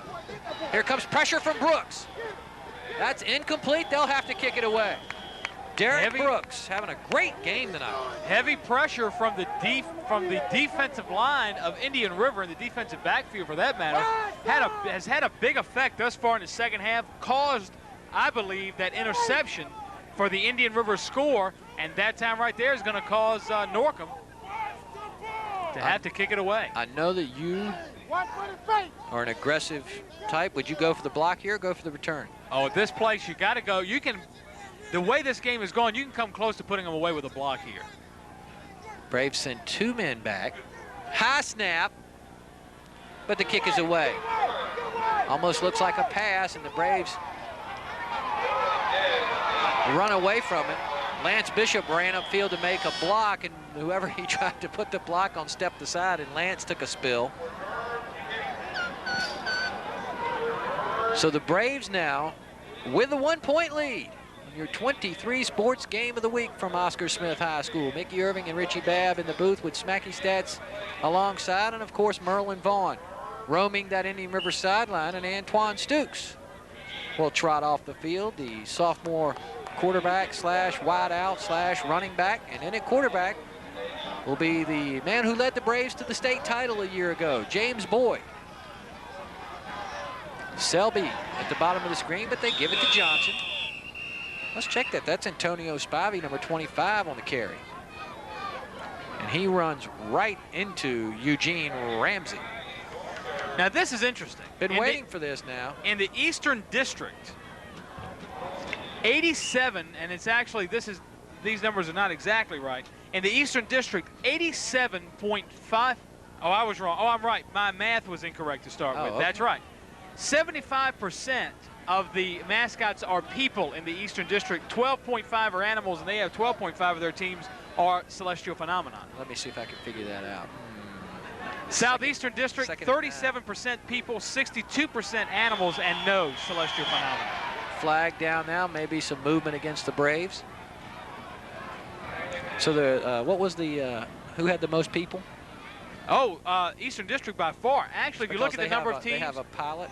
That's against the Braves' legal procedure. They have a pilot, they have a Titan, they have a Commodore. So that's 3 right there. That's right. Dead ball foul, false start against the offense, playing 2.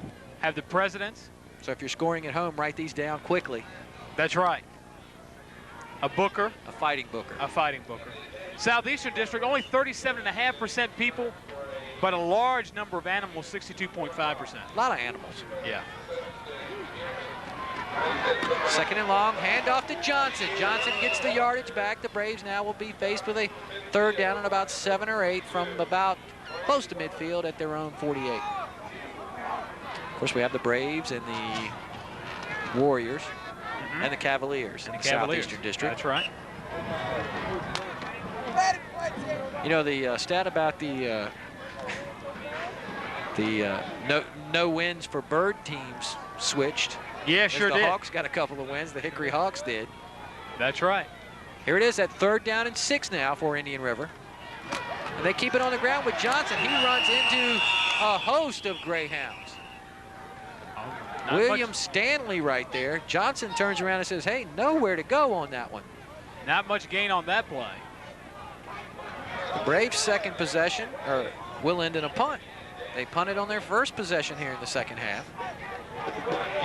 Indian River is not doing too well, Mickey. Their average is 10.7 yards per punt. They have a 15, a 14, and a 3-yard punt. And it appears that the Greyhounds are going to put pressure on Selby again. Here they come. This, a better kick. He goes down, no flag. Good call by the officials there. And hit a Greyhound. It did hit a the Greyhound. ball hit a Greyhound. First down, Braves. And the officials are down. Norcom's number 30, DeMarcio Hurdle, not happy about that. Jesse Sneed picks up the ball. Number 26, Jesse Sneed on the recovery. But I believe that ball did hit Hurdle. He's the one that got hit with the ball in the backside. Indian River Braves with a huge break as they have a first down now at the 34-yard line.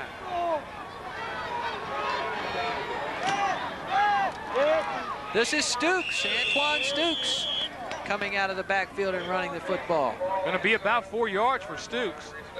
Number 70, Eugene Ramsey. Ramsey on the stop. Indian River now 79 yards on 25 rushes. Won't come close to the 246 point something yards per game. Now they've switched it up again, and they go with Stukes in at quarterback. In the backfield will be James Boyd.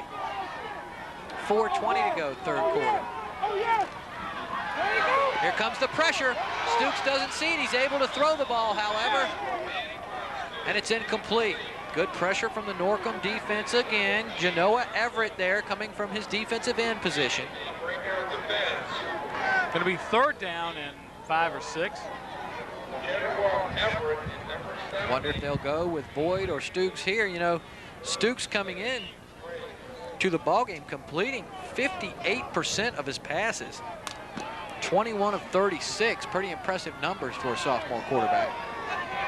And he'll stay in there, and he'll send Selby to the bottom of your screen. Bishop and Lawrence to the top, but they give it to Johnson. Not going to happen, and having a great ball game is Eugene Ramsey.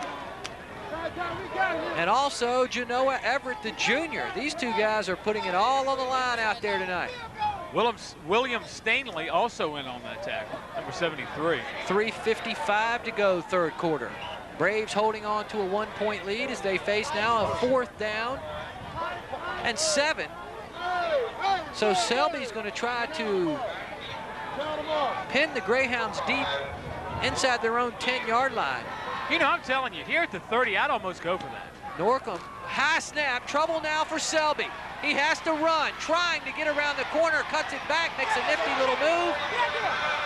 He will not get the first down, but it doesn't hurt that much, as the Greyhounds will have to start at their own 25-yard line. Selby with great moves to get around that side.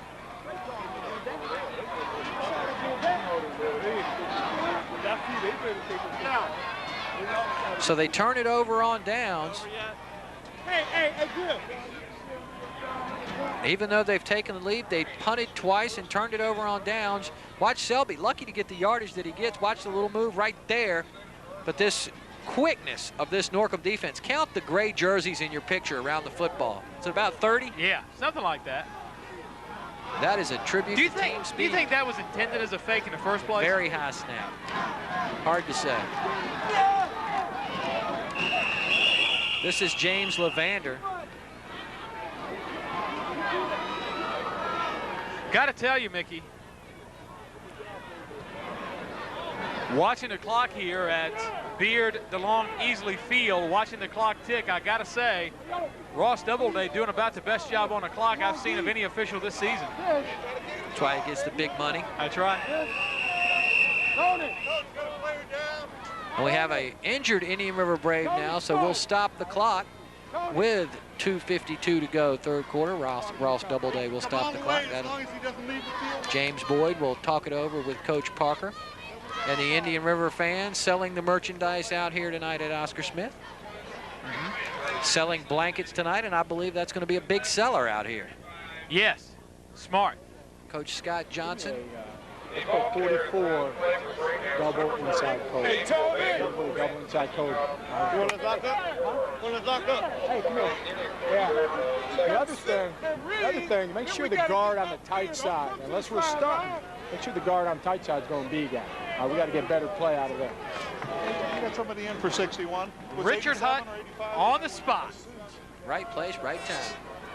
I believe they said that's number 61. We'll look that up. That's Chester Newton, by the way, who's injured.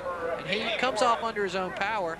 Indian River 9-0, and our #1 team in the area, followed by Deep Creek. Then number 3, Norcom. Tallwood, Kempsville, Churchland, Booker T, Oscar Smith, Norview. Coming in at number 10, Mickey, Princess Anne. They ended their season with a couple pretty big wins. Bumped into Bill Lyons at Oscar Smith at William & Mary this weekend. Congratulated them on a fine season. That's a fumble. Can they get on the football? Let's see if the Braves rush it down and get it. No, it'll be 4th down. Out of bounds. Ball went out of bounds before they could get on it. And it's going to be 4th and quite long. But you got to tip your hat to the Smith Taggers this year for having such a good season. Yeah. See, this ball goes backwards, so it is a fumble, and the Braves players know it. Hustling after the football is Chris Edmonds, and I believe it just rolls past the sideline to roll outside before he can get to it. But they're going to get the football back. Well, no, it's only 3rd down and 20 now. Thought it was 4th. 3rd down and 20 from the 17-yard line.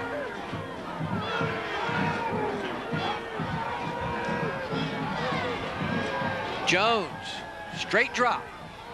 A lot of Airing it time. out. Pretty good Wide time. open Satterwhite. Satterwhite to the 40. James Boyd is back there to throw him down at the 20. Tackle at 15 for a face mask. Face mask from James Boyd, and really, Mickey, unnecessary. He had his hands on him before he grabbed a face mask. Satterwhite sets up in the backfield, goes in motion, sets up on a wing, nobody 30 yards around. Watch these guys, Lee. Watch these guys. Satterwhite. And Boyd able to run him down. Against the defense. I don't know if this is even James Boyd's coverage here, but Satterwhite wide open. See, there's Boyd. He'll run back in your picture, and I think the face mask, he's just trying to stop him, tackle him any way he can. But he's on him, Mickey. I think he can bring him down without the face mask. Oh! See, he let go of it immediately. Against the defense. I think he was just trying to grab anything he could to stop him. Rather give up the face mask penalty than the touchdown. That's a 63-yard reception from Satterwhite. If you cap on the 15-yard, taking one for the team, that's a 78-yard reception. Hey, give credit to Kevin Jones. That ball on the money. He almost hit him stride for stride there. Sure did.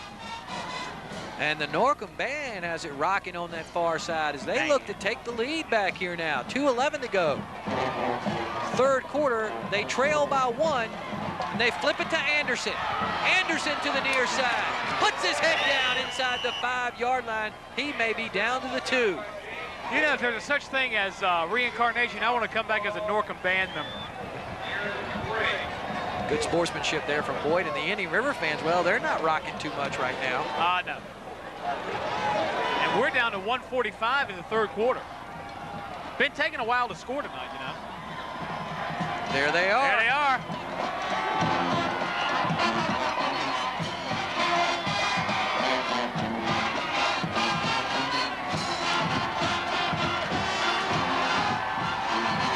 They have reason to cheer right now as they face a 2nd down and 1. They can get a 1st down, but the ball is on the 3-yard line.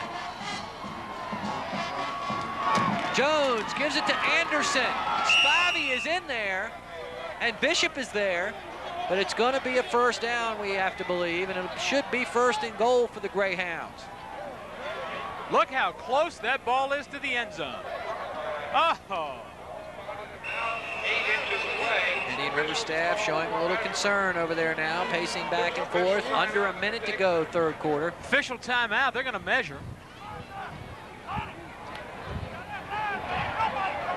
It will either be 3rd and 1 or 1st and goal from the 1.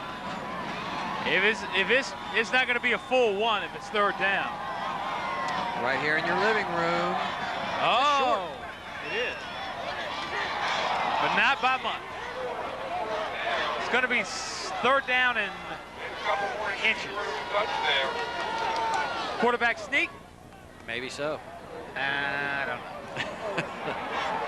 know. Use the chains now to spot the ball on the hash mark with 56 seconds to go. 3rd quarter, the huge I'm telling you, that pass play to Satterwhite. That 1st down marker is like almost right on top of the goal line. And a timeout now. And Coach Johnson's going to go out on the field to talk to his defensive team.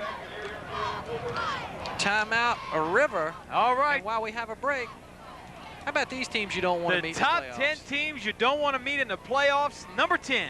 Buckle the up. Running Swords. You don't want to meet them. No way. They have trouble getting game schedules. Yeah, they really do. They only played 7 games this year. Number 9. The Refried Bean Eaters. Oh. Number 8. Not going to touch that. America's Most Wanted. They got a pretty tough team. The number 7 team you don't want to meet in the playoffs, the Whining Easy Bruisers. They're just too annoying. Number 6, the Friends Your Mom Approves Of.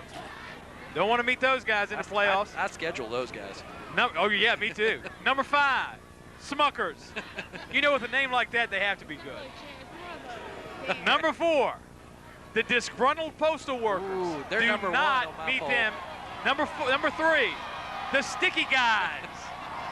The number 2 team you don't want to meet in the playoffs, the Justice League of America. They're tough. And the number 1 team, oh, we got to do number 1 in a minute. Here we go. Norcom now. 3rd and 1. They need a first down here or a touchdown. Does he get in? Yeah. I believe he gets in. No, they're going to spot this ball. They are going to spot this ball. But that's got to be a first down. Jones, all he had to do was fall forward and get a touchdown. Even though you don't want to meet the sticky guys, the number 1 team you don't want to meet in the playoffs, the Peninsula Referees. Oh. Oh. Hey now.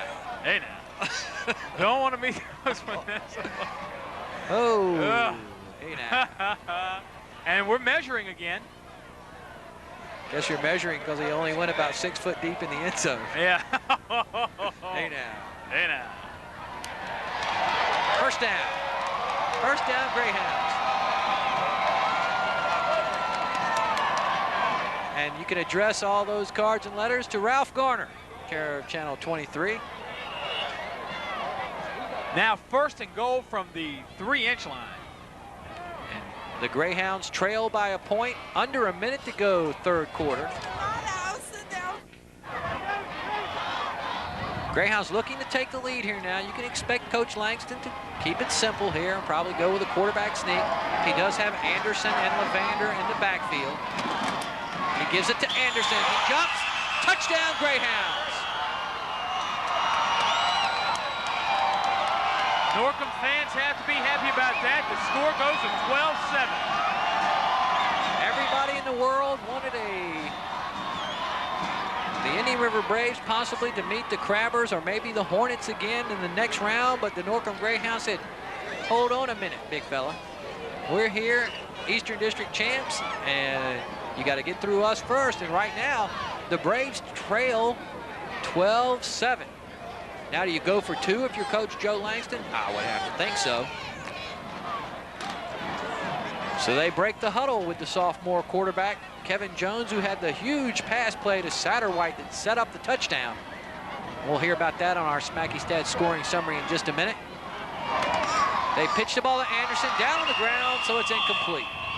Well, So it's not now- incomplete, it's no good. So now 2 missed opportunities for extra points, and Mickey, in a game like this, that can be crucial. Can be crucial because remember, injured is extra point kicker Ronald Ingram. So the only thing the Braves need now is a touchdown to regain the lead. They don't need the extra point. That's right. 12 minutes and 25 seconds to do that, too. The Indian River Braves, state champions of a year ago in a battle with the Norcom Greyhounds. And don't forget, just a year ago, Indian River had to come from behind over on Military Highway at Braves Field as they went down the field with James Boyd, and then Stooks comes into the game and throws a touchdown pass to James Boyd in the closing seconds for the Braves to win 26-21. Will it take another miracle comeback from James Boyd? He's got 12 minutes and 25 seconds to find out. Take a look at that Smacky Stats scoring summary. 7 plays to go 74 yards to make it 12-7. 2 minutes, 10 seconds. The key, a 1-yard Anderson touchdown in the paint. Selby from the 15. A lot of blue shirts in front, but gray jerseys converge quickly. And it'll be first down Braves at their own 31-yard line. James Boyd trots out. We talked about how good these defenses are, and now the Norcom defense is going to really have to show how good they are. See if they can shut down these Indian River Braves and keep them out of the end zone for 12 more minutes. Norcom Greyhounds ranked number 2 defensively, just behind this Indian River team. Giving up 92 yards a game against the rush. Boyd in trouble. James might want to throw it away, and he does. He throws it over to Joe Langston on the far side. Good play from James Boyd there. The quickness of this Norcom defense continues to impress everyone here at Oscar Smith High School tonight. 12 seconds remaining, third quarter. A 12-7 Greyhound lead. As we see Antoine Stooks hustle back in. Smacky says keep an eye on that Norcom defensive line. In his words, they're brutalizing the Indian River offensive line. Second down and 10 for James Boyd. And Key on that offensive line. And that is evidence from the pressure that's been put on the quarterback the last several plays. Boyd facing the 2nd and 10 from his own 30. James a little quick drop. Pretty good protection here. No, here he comes. Eugene Ramsey again. Is that a turnover? 6'3", 235-pound senior. Reading the newspapers early in the season, they said Ramsey was the leader. And indeed, he has played that way tonight for Coach Joe Langston. Third down, and I would say quite long now for the Braves, Mickey. And I'll also say that's the end of the third quarter. The Braves have yet to lead at the end of a quarter here. Ramsey, did anybody even get a hand on him? He beats an offensive lineman and then gets around Rashard Johnson, and Boyd with nowhere to go. To quote the Sports Center guys, he must be butter because he's on a roll.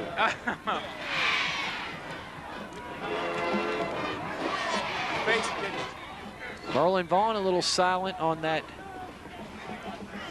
Indian River sideline right now. Not much happening. I'm sure we'll get a report from Merlin very soon. Coach Bob Parker will get with his leader, James Boyd. I tell you what, Merlin has been at work on that Indian River sideline. Let's see what's up. On a few offensive series in the third quarter, the Braves coaching staffs have noticed that Michael Pond, the safety for the Greyhounds, is playing real deep, and they think they can exploit that by hitting Lance Bishop in the middle. Now, if Boyd doesn't get enough time, that strategy is thrown out the window. Norcom is turning the dogs loose, as we would say. Indian River must shore up that offensive line if they're going to attack and want to continue in this playoff. Back upstairs. Thanks, Merlin. And indeed, the Greyhound was on the far side. He was. I saw him turn him loose. He came running out with the team. That's no surprise when you see Norcom play. You know they're going to come after you. Yes, they're going to turn the Greyhounds loose. Boyd, timing play for Blunt, complete to the 49. The pressure was really heavy on James Boyd, so they go to a little two-step drop and a timing play to the big target, David Blunt, number 87, the 6'5 junior. And Merlin was exactly right, the safety playing deep there. And you'll notice he's holding on for life. He sure is. David Blunt, guy with good wheels on this Indian River team, and you see why. He used the burners there to get down the field. Got some long legs. First and 10 into Greyhound territory at the 47-yard line.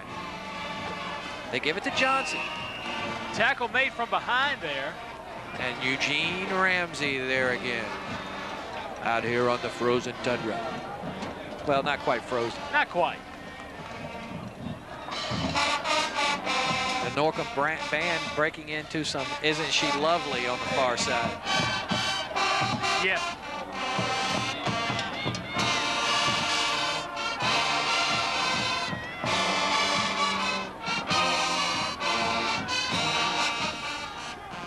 Boyd will break the huddle, still in at quarterback. Thanks to the Norcom band for the entertainment there. This is a quick hit, and he's hit quick. Stepping up quickly after they give the ball to Johnson. My goodness, you're quick tonight. Everybody's quick. Everybody. Johnson with nowhere to go there. Third down and 7 now from the 44, so another passing situation for James Boyd. Michael Pond is the man that Merlin Vaughn talked about. Michael Pond's back there at free safety. Really not a factor offensively tonight, but he is the Lone Ranger, is because everybody else for the Norcom Greyhounds 5 yards away from the football. Boyd in trouble. There he is again, Eugene Ramsey. Eugene Ramsey controlling this game almost alone defensively. Genoa Everett on that play, and I didn't see who did it. It gave us a classic view of what it means to be upended. I don't think you'll see it in this replay because it would be off to the left of your screen. But right there, as usual, number 70, Eugene Ramsey, having a game of his life. 4th and 16. Somebody's shaking up as we'll stop play to take a look at the third quarter Smacky stats. 12-7 at the end of the third quarter. 27 rushes for 44 yards from Norcom. 28 rushes, 72 yards from Indian River, but Norcom has 102 yards in the air on 14 attempts. Indian River's had 10 attempts, but only 2 completions, 67 yards. 139 total yards for Indian River, 146 for the Greyhounds, 60 yards in penalties for Norcom, 40 for Indian River for a total of 100 yards in penalties so far. A turnover apiece, both of them big. Smacky stats guys who think Arizona State is in for a butt whooping in the Rose Bowl. Yep, gotta believe that. Anderson, 52 yards and a touchdown for Norcom. Johnson, 68 yards for the Braves. Kicking it away.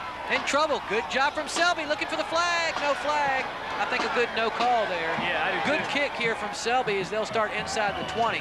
And this just hot off the presses from Smacky stats. Don't want to touch it. It's too hot. Ow! 5 sacks for the Norcom defense tonight against the Indian River Braves. I tell you what, I'd like to know how many sacks Indian River's had against them this season, on average. I would say less than 5 a game. Time of possession, according to Smacky stats, after the third quarter, 18-48 for Norcom, 17-12 for Indian River, so that's pretty even. And you would think that Norcom would have more, but we were surprised in the early going. But that has been about even here in the second half. The Greyhounds with a football back, 9 minutes and 26 seconds away from advancing in the playoffs. Ronald Smith, the junior center, leads the Greyhounds out of the huddle for Kevin Jones. 1st and 10 from their own 20. Loose ball. Anderson smartly falls on the football. High pitch may have hit Anderson in the shoulder pad there. And instead of trying to make the spectacular play, does the smart thing with the 12-7 lead and just falls on the football.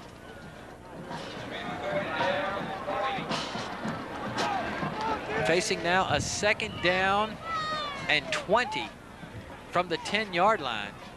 You know, Indian River has won with defense all year. Their only points of the night coming defensively. And the defense may need to be offensive here and try to put some more points on the board because they have the Greyhounds deep. After the good Selby punt. There's a big hole. Levander breaks a tackle. James Levander to midfield. Will he run out of gas? Boyd in pursuit. He's coming out of nowhere like Superman. And he trips him up, but he gets in.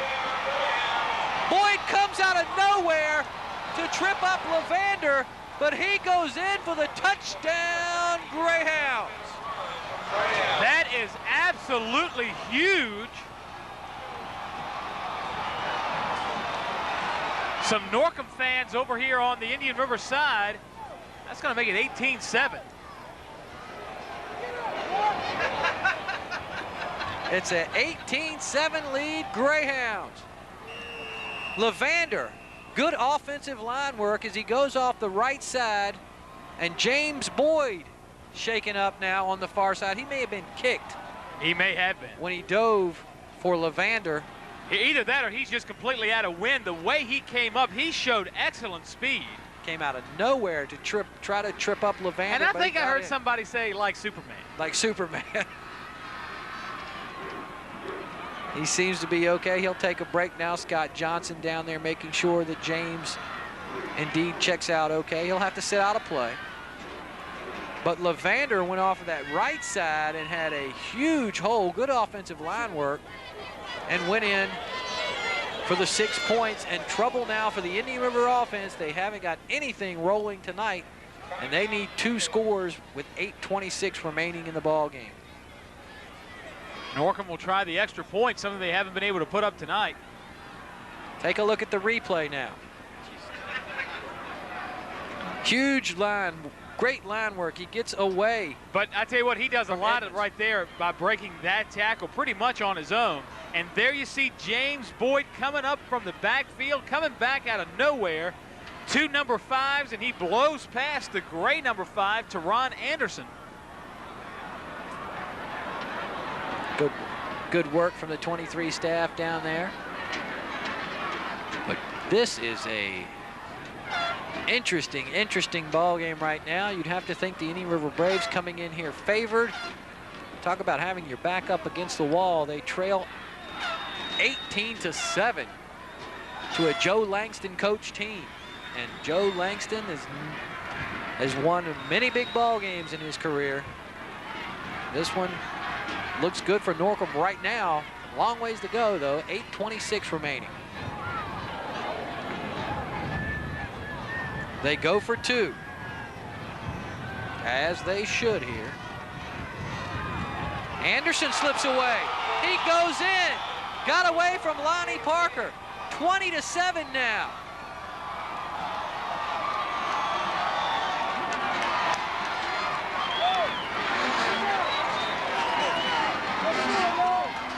Slips off that left side. Parker tried to make the arm tackle. And Anderson, with the momentum, headed for the corner. Indian River now trails 20-7. It looks like, and a lot of guys would have been wrapped up there by number 50, Lonnie Parker. Not for Teron Anderson. Teron Anderson. He goes into the end zone.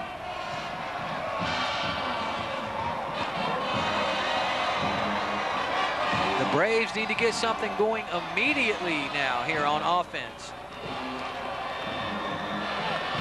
By the way, while we have a break, I'd like to thank all the Oscar Smith people for their hospitality here tonight. Oh, they're always so Ed nice. Keel, as always, going out of his way for the 23 staff. A tip of the hat. We appreciate it. We'll be seeing him, I'm sure, this wrestling season and basketball season as well. Hobbled around a little bit, but Brandon Lawrence coming to the near side, and there's a huge hit. And momentum with the Greyhounds is Bryant Clemens. Yes, he played for Western Branch last season, but he goes to Norcom now. Big play. You know, if Norcom ends up winning, you could have predicted it if you'd have looked at the mascot. It was right in front of you. It was right in front of you. Norcom's playing a people team, and they've played people teams most of the season over there in that Eastern District. They've scored an average of 39 points a game. Indian River's playing an animal here in the Greyhounds. They've only averaged 35 points a game against animals, so they're scoring fewer points against animals than Norcom is against people. There you go. Could have predicted it. That's why he gets the big money. Could have predicted it. 1st and 10 Braves.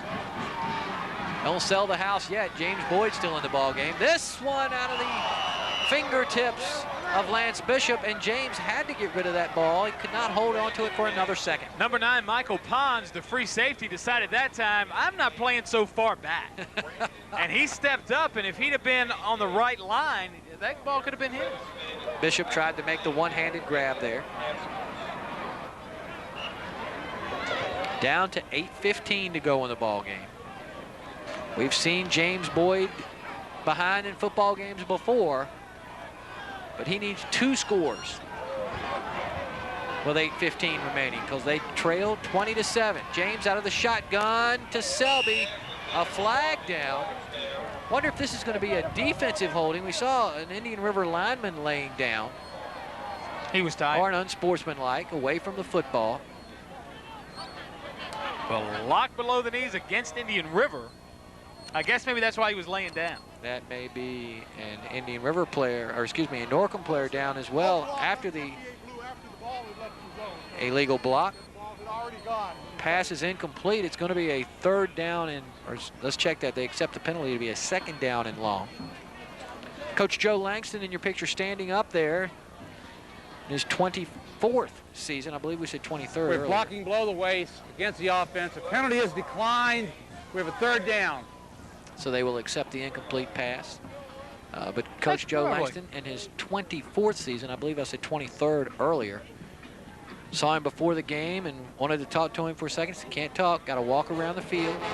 Walks around the entire outer portion of the football field, and when he came back, said, Coach, you've done that a few times before. He said, yes, I have. It adds up.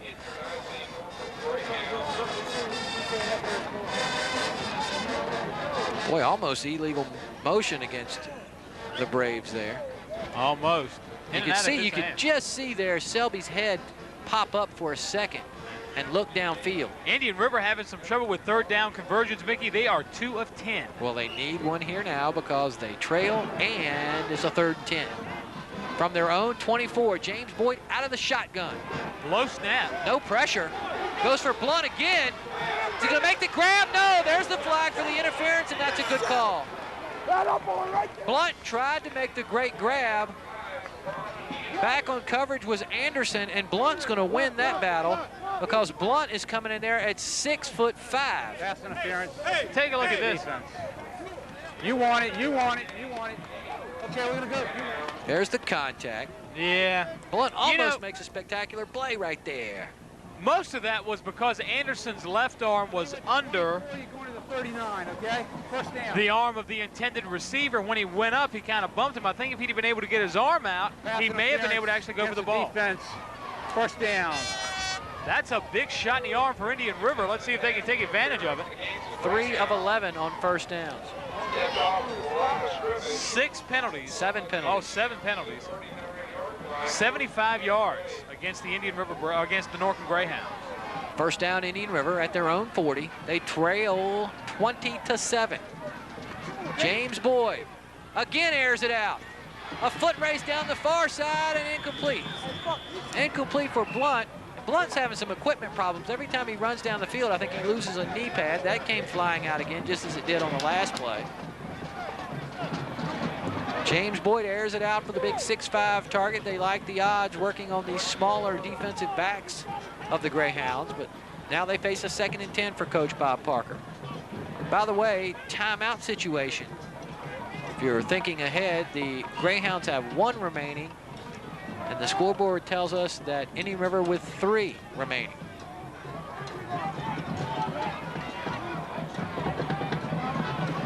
Second and 10. There you go, David. We got him, David. Throwing again. This one for Selby. Runs under it. And he seemed to break stride just a bit, and the ball slightly overthrown. Selby on the fly pattern there, down the near side. Pons back there on coverage. Slightly overthrown from James Boyd. Here's another 3rd down situation. Boyd here. Let's go of the ball. See Selby runner. Watch him stumble right there at the last second. I think maybe he couldn't decide if he wanted to leap for the ball or try to run under it. And that may have cost him about a half a step, and the ball was slightly overthrown. Let me ask you a question. Okay. Total quarterbacks for Indian River are 3 of 16. I have an idea. Let's go with 3 long passes. Braves, and there's another play. A huge defensive play. On the tackle, Damian Turner of the Norcom Greyhounds. Turner got through there before Boyd even seemed to get a step around. Like lightning. It's Norcom defense showing their quickness out here tonight. Now it's 3rd, make it 4th down and 16. They're going to have to kick it away. Indian River, Mickey, after 25 rushes had, actually, let's say after 27, had 82 yards on the ground. Now they have 61 after 32 rushes. Let me tell you about Indian River in the second half. Punt, punt, turn it over on downs, punt, punt. Not having a lot of luck with the offense, are they? No offensive points tonight. But now you know, trouble getting the right number of people out on the field. I mean, you know, Indian River's a very good team. Whoever Norcom ends up playing is going to have some trouble with that defense. Trouble now, loose ball picked up by the Greyhounds. Selby had it slip out of the fingers, and it's Greyhounds football, and they can put it on ice here with another score. Scooping the football up, Dontario Staten. Illegal motion against the Braves, that'll be declined. WWF match tomorrow night. Oh! Oscar Smith, the masked marauder, has seen enough. He'll leave the building. Well, he's got to go get ready for the big match tomorrow. And yes, in the words of Ric Flair, the Greyhounds tonight, they've walked the walk and talked the talk. And talked the talk. And they're about to ride Space Mountain. They're 6 minutes and 56 seconds away. with a 20-7 lead and can put it on ice here. Does Ric Flair talk about Space Mountain too? Yes, he says when they get ready to go in the rings, he said, hey, it's time to ride Space Mountain. Ric Flair, isn't he about 63 now? He's the 29-time world champion.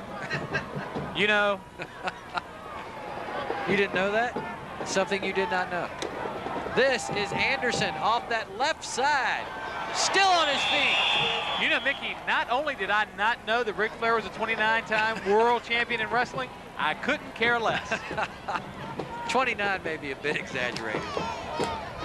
Who knows? I told you 63. I can't tell you this. Now, the Norcom Greyhounds are 5-time district champions, 2-time region champions, and 4-time state champions. Thank the stars above. I thought you were going to give me some more WWF. Eastern region champions in 88 and 93. And of course, they won the state title in 93 for Coach Joe Langston. Been around a while since 1919. 1919, first year for Norcom High School. Lavander on the carry. No, let's check that. Be good for a first down. Teron Anderson, he'll get a first down inside the 15-yard line now. They can get a first down because it's going to be 1st and 10 from the 11 with 6:05 remaining in the ball game. Indian River, Mickey, ended up with 50 yards on the ground after having 82 yards on the ground after 27 rushes, and they had a total of 33. Say, that's a lot of loss. That's 32 yards lost in 1, 2, 3, 4, 5, 6 rushes. Wow. Norcom now taking their time. The sophomore quarterback, Kevin Jones, keeping it on the ground with Anderson. A huge hole. The offensive line does the job there. You could drive a Mack truck through that hole. He goes in untouched. Teron Anderson.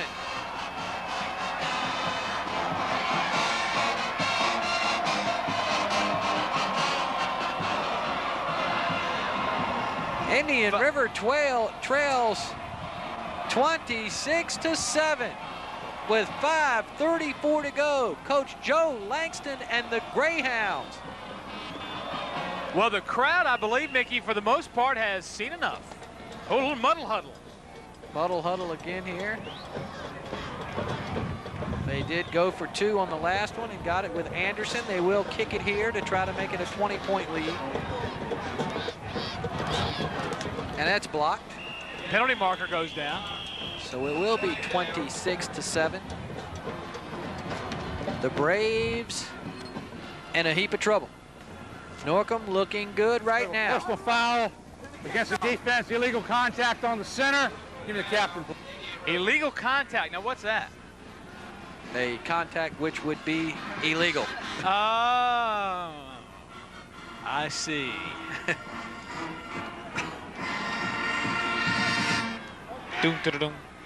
5:34 to go, and boy, they're leaving here like I don't know. Hey, like people that have seen enough of a football game.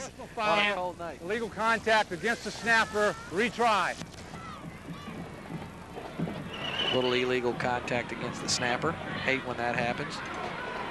And you can see here at Beard DeLong Easley Field, it is 26-7. Indian River coming into this ball game undefeated. Norcom with 1 loss in the season. That to Deep Creek. As now they go with Anderson again. He'll go in. We're going to have a hold or a clip. So we'll do this all over again. Would have made it 28-7. With holding. Right. So it will be a holding penalty against the Greyhounds. Last revelation of the night. This is to just point out what I was talking about earlier, that the Eastern District really no slouch. I took the 16 games in which Eastern District teams played Southeastern District teams. They split those 16 games, each district winning 8. Look at the average score. On average, the score between the Eastern District and the Southeastern District, 21-20. So, I mean, the 2 districts, not that much difference between the 2 of them. Eastern District, we've said it all year, vastly improved with the addition of Norcom And Churchland, who always plays well, it seems like the first 5 or 6 games of the season. At least. And then starts to tail off towards the end of the season somewhat. But they've remained right around the top 10 all season. Booker T, of course, and Norview had a good year this year. To pass now is Jones. Pretty good protection. Knocked around. Hello. And Teron Anderson not happy with that result, and he paid the price.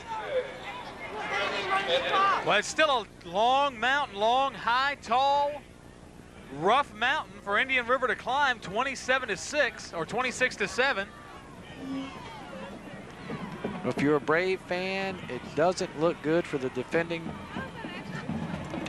Division VI champs right now. Yeah. You could look at this as Indian River's 10th game.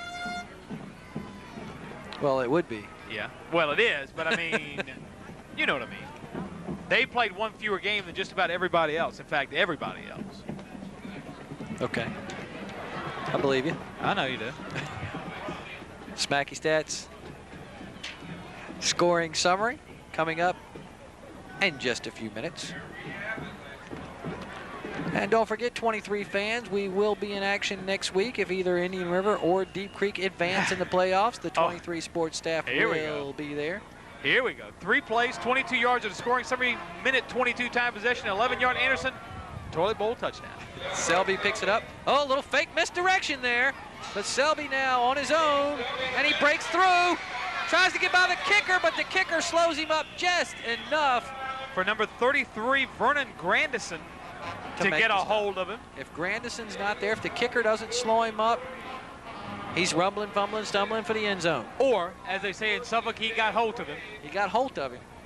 Depends on what part of Suffolk you're from. That's true. They're going to have to put it in the air exclusively here now, are the Braves. Yes. Because now they're down 2. I believe it was the great Jerry Reed who said they got a long way to go in a short time to get there. That's right. Stukes in at quarterback. And there's that pressure.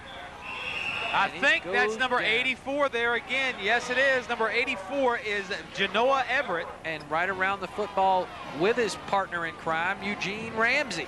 Boy, those two guys are tough. I tell you what, I doubt that either, well, of course, Deep Creek has seen Norcom, but either of the other 2 teams, that's 7 sacks, by the way, for Norcom. Boy, that a lot of sacks. Has seen, as Bruce Rader here tonight. Oh, no, wait a minute, that may be Philly Fallion. I'm confused again. Billy Fallion with us tonight. He's seen enough. Time to go home. See you, Philly. Thanks for coming by. That incomplete. He's rushing home to watch the 23 sports game of the week. But I don't think James Boyd is. No, he's going to stick around for another 4:48. I was saying something before, but I don't know what it was. Not important. Oh, you're talking about the 2 defenders for Norcom, Ramsey. Oh, no. What I was saying was any team is going to have trouble with this Norcom defense. They're quick.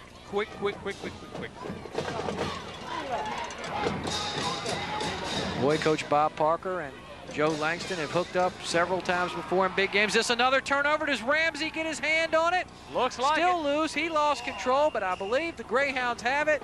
And if they do... Nope. No, it's going to be 4th down. Ramsey, I think Ramsey saw the goal line. Yeah. He was going to scoop that thing up with that one big paw and scramble on down there to the end zone. Boy, you better hope Coach Langston doesn't see that on film. It's going to be 4th down, so the Greyhounds are going to... Will they get the football back, or will the Braves go for it? 4:18, 26-7. Braves in the lead. They're going to kick it away. I'm very thankful for the A-Therm thermal barrier in the press box tonight, keeping us toasty warm. And it may be a little warm on that Indian River sideline right now. This kick away. Good kick from Selby. Fielded by Satterwhite. Satterwhite. Who has a touchdown. There he goes. Through the middle. Satterwhite. Down to the 20. Selby has the angle. But he keeps going. Satterwhite scores. That's beautiful. That's beautiful for Norcom. The officials may get together here now. The side judge may overrule Bill Dozier, your referee here tonight. Side judge right on top of it. Face mask against the runner. There's no touchdown. Oh. The runner grabbed the guy's face mask. All right, let's take a look and see if we can see him grab the face mask here. You want to bet? No. Let's see. I don't know how he could. Both hands were around the football. Look at the great Look moves at in that. there. That's what I said is beautiful on Satterwhite's part. He just blows through there. Guess he did put the hand up in the face mask. Yeah. Yeah. Didn't see a flag, though. Flag is down on the far side. Too excited. Oh, we need this. We don't need that.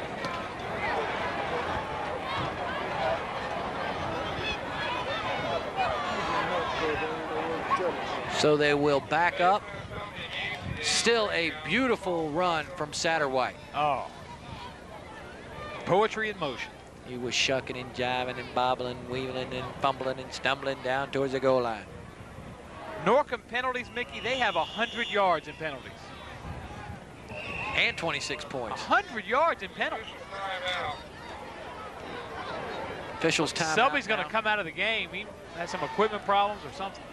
And into the game will go for Indian River, number 23. Not in the program. Not in the program.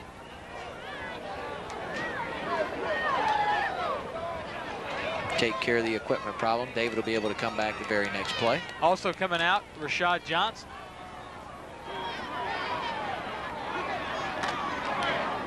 Anderson. This may be the quickest football team, the Norcom Greyhounds, we have seen in some 10 years. Since the last time we saw the Norcom Greyhounds. I mean, they always are fast.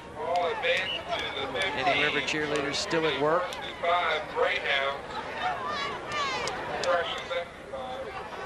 Big player from Hickory just came and waved at us through the One glass of our here. favorites. Don't have the Hickory program in front So of I'm us. not No, he sure returns kicks. And he's not wearing a number. No, he returns kicks. Must be at least 5'5". At least. Play him tight, Twan.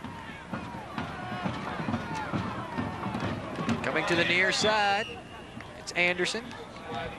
Boy, they went exclusively with Levander the first half. And in the second half, they've gone to Anderson. Got a lot of weapons this Norcom team does because they have not really used their wideouts tonight. Satterfield has had a big game, and Pons has not been used. Satterwhite, of course, with the bomb catch.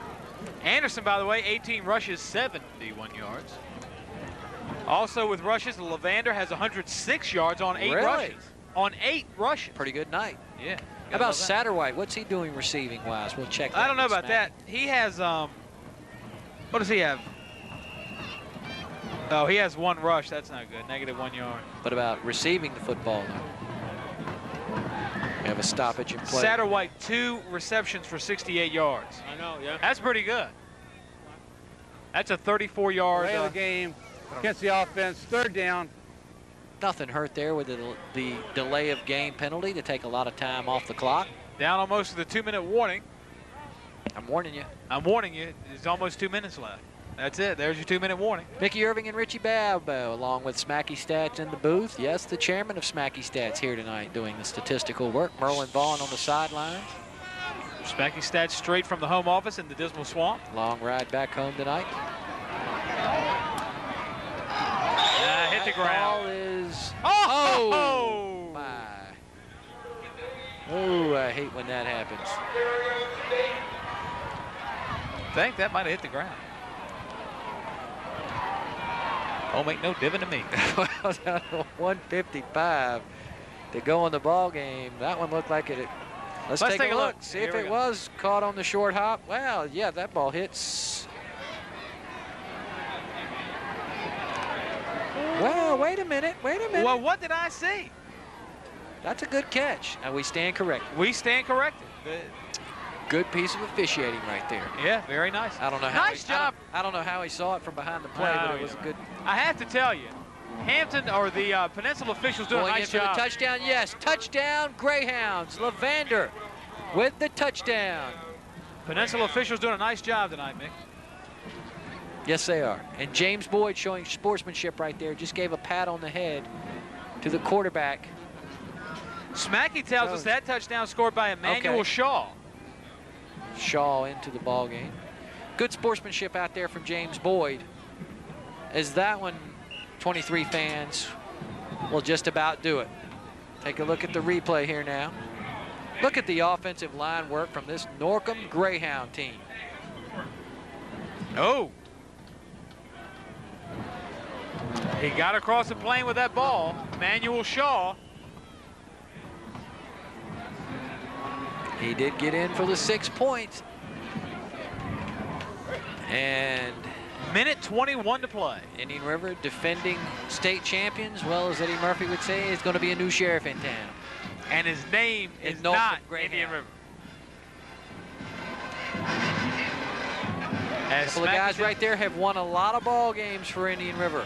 And don't take anything away from them. James Boyd, a class act.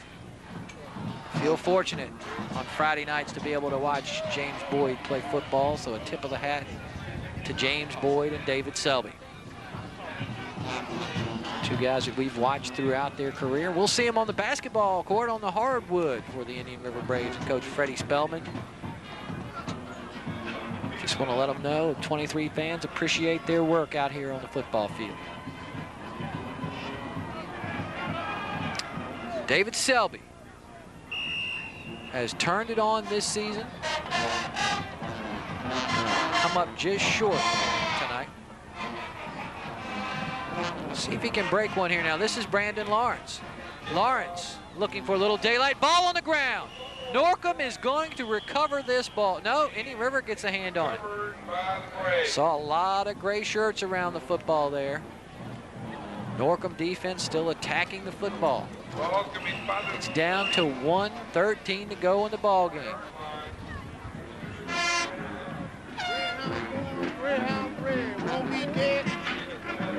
Lawrence holding the ball a little loosely right there. Tucks it in, tucks it up nicely.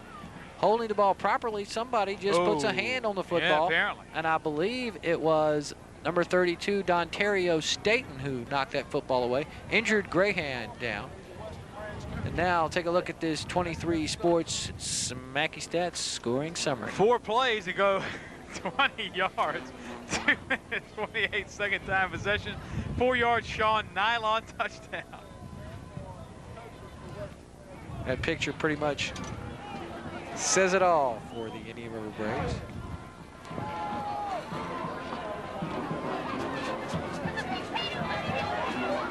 Braves possibly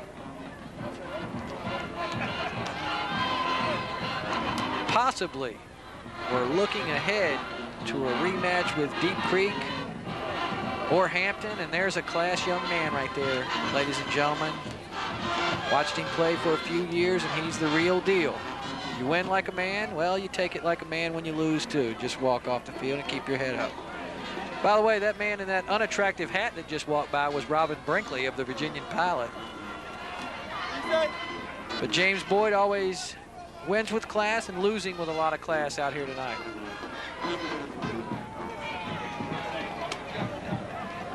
Let's go, baby, let's go.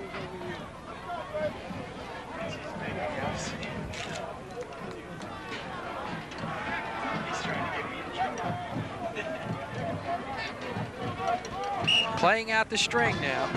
Minute 13 on the clock. Low snap, having some trouble with some snaps. A low snap there. Down to 1:04 to go in the ball game. It ain't over till the fat lady sings, but she is tuning up. I think she's over there leading the Norcom band right now. She is too. Oh.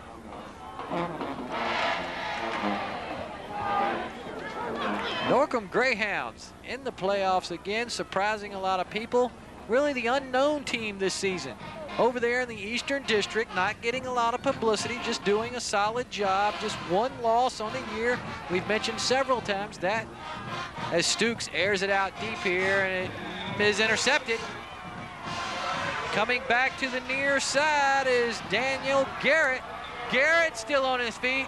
Garrett wants to get his name in the paper, but he's about 30 yards short. 18 seconds on the clock. James Boyd having a rough night, Mickey. 8 rushes, negative 22 yards. Stukes throws that one. So the Indian River quarterback's having a tough night. No, Boyd has had 8 rushes, negative 22 yards and 4 sacks. My bad. Don't bother me. Again, Boyd 8 rushes, negative 22 yards, sacked 4 times. Rough game for him. But you know what? But you're right. Indian River quarterbacks in general. A lot of pressure tonight from that Norcom defensive line. Norcom defense wins a football game tonight. They throw a shutout. The only score of Indian River coming on a David Selby interception. We said Norcom's sort of the unknown factor in this playoff picture.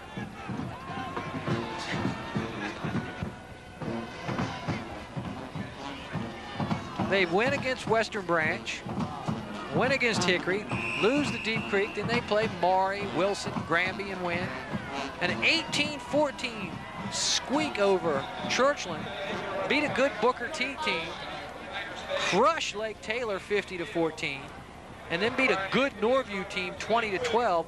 And the thing that you heard all year that they have just continued to improve, and they improve right now, is because they beat the defending state champions, the Norcom Greyhounds, win the Eastern District semifinal game 32-7. Actually, they won the Eastern Region semifinal game 32-7. Not the district. Not the district, the region.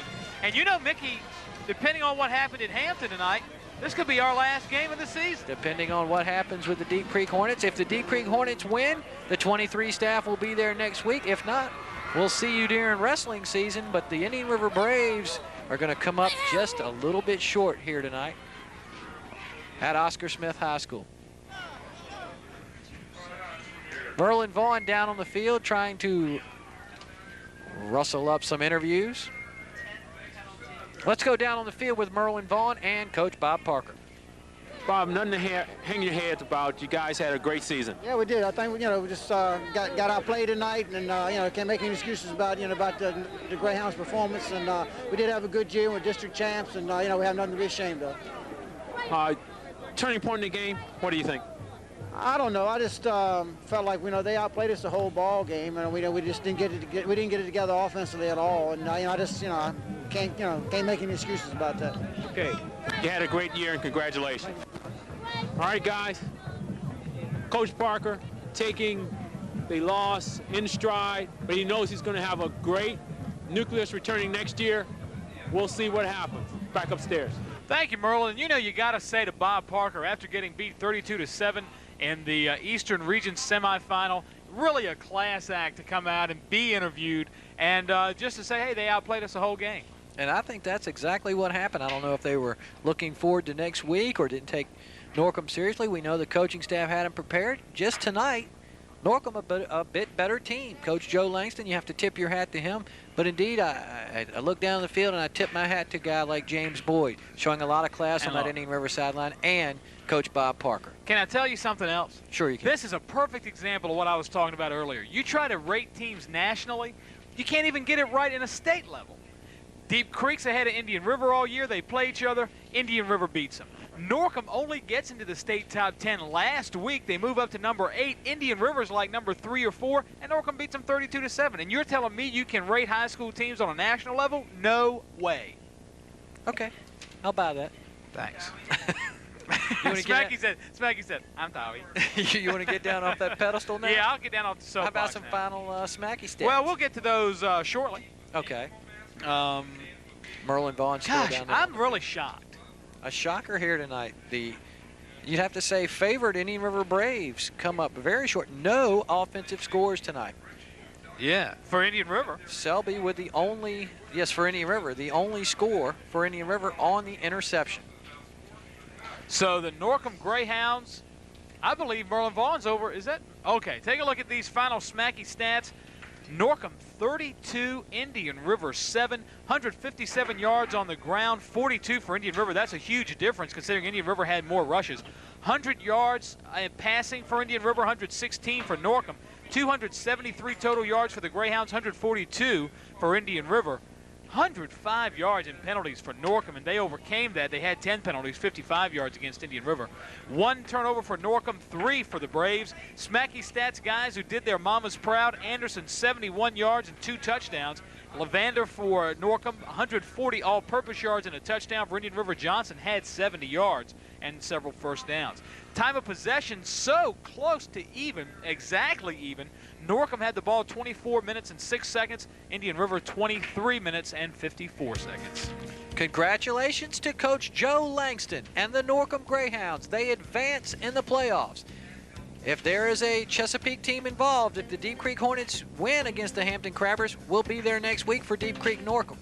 But congratulations, a tip of the hat to the Indian River Braves as well. Southeastern District champions come up short tonight. And thanks to all the people here at Oscar Smith for their kind hospitality tonight. Always a pleasure to come to Oscar Smith High School. I want to thank everybody that's been with us this season. Stick around. If we're not back next week, we'll see you when it really gets cold and we go inside. Final score, Norcom Greyhounds 32, Indian River Braves 7.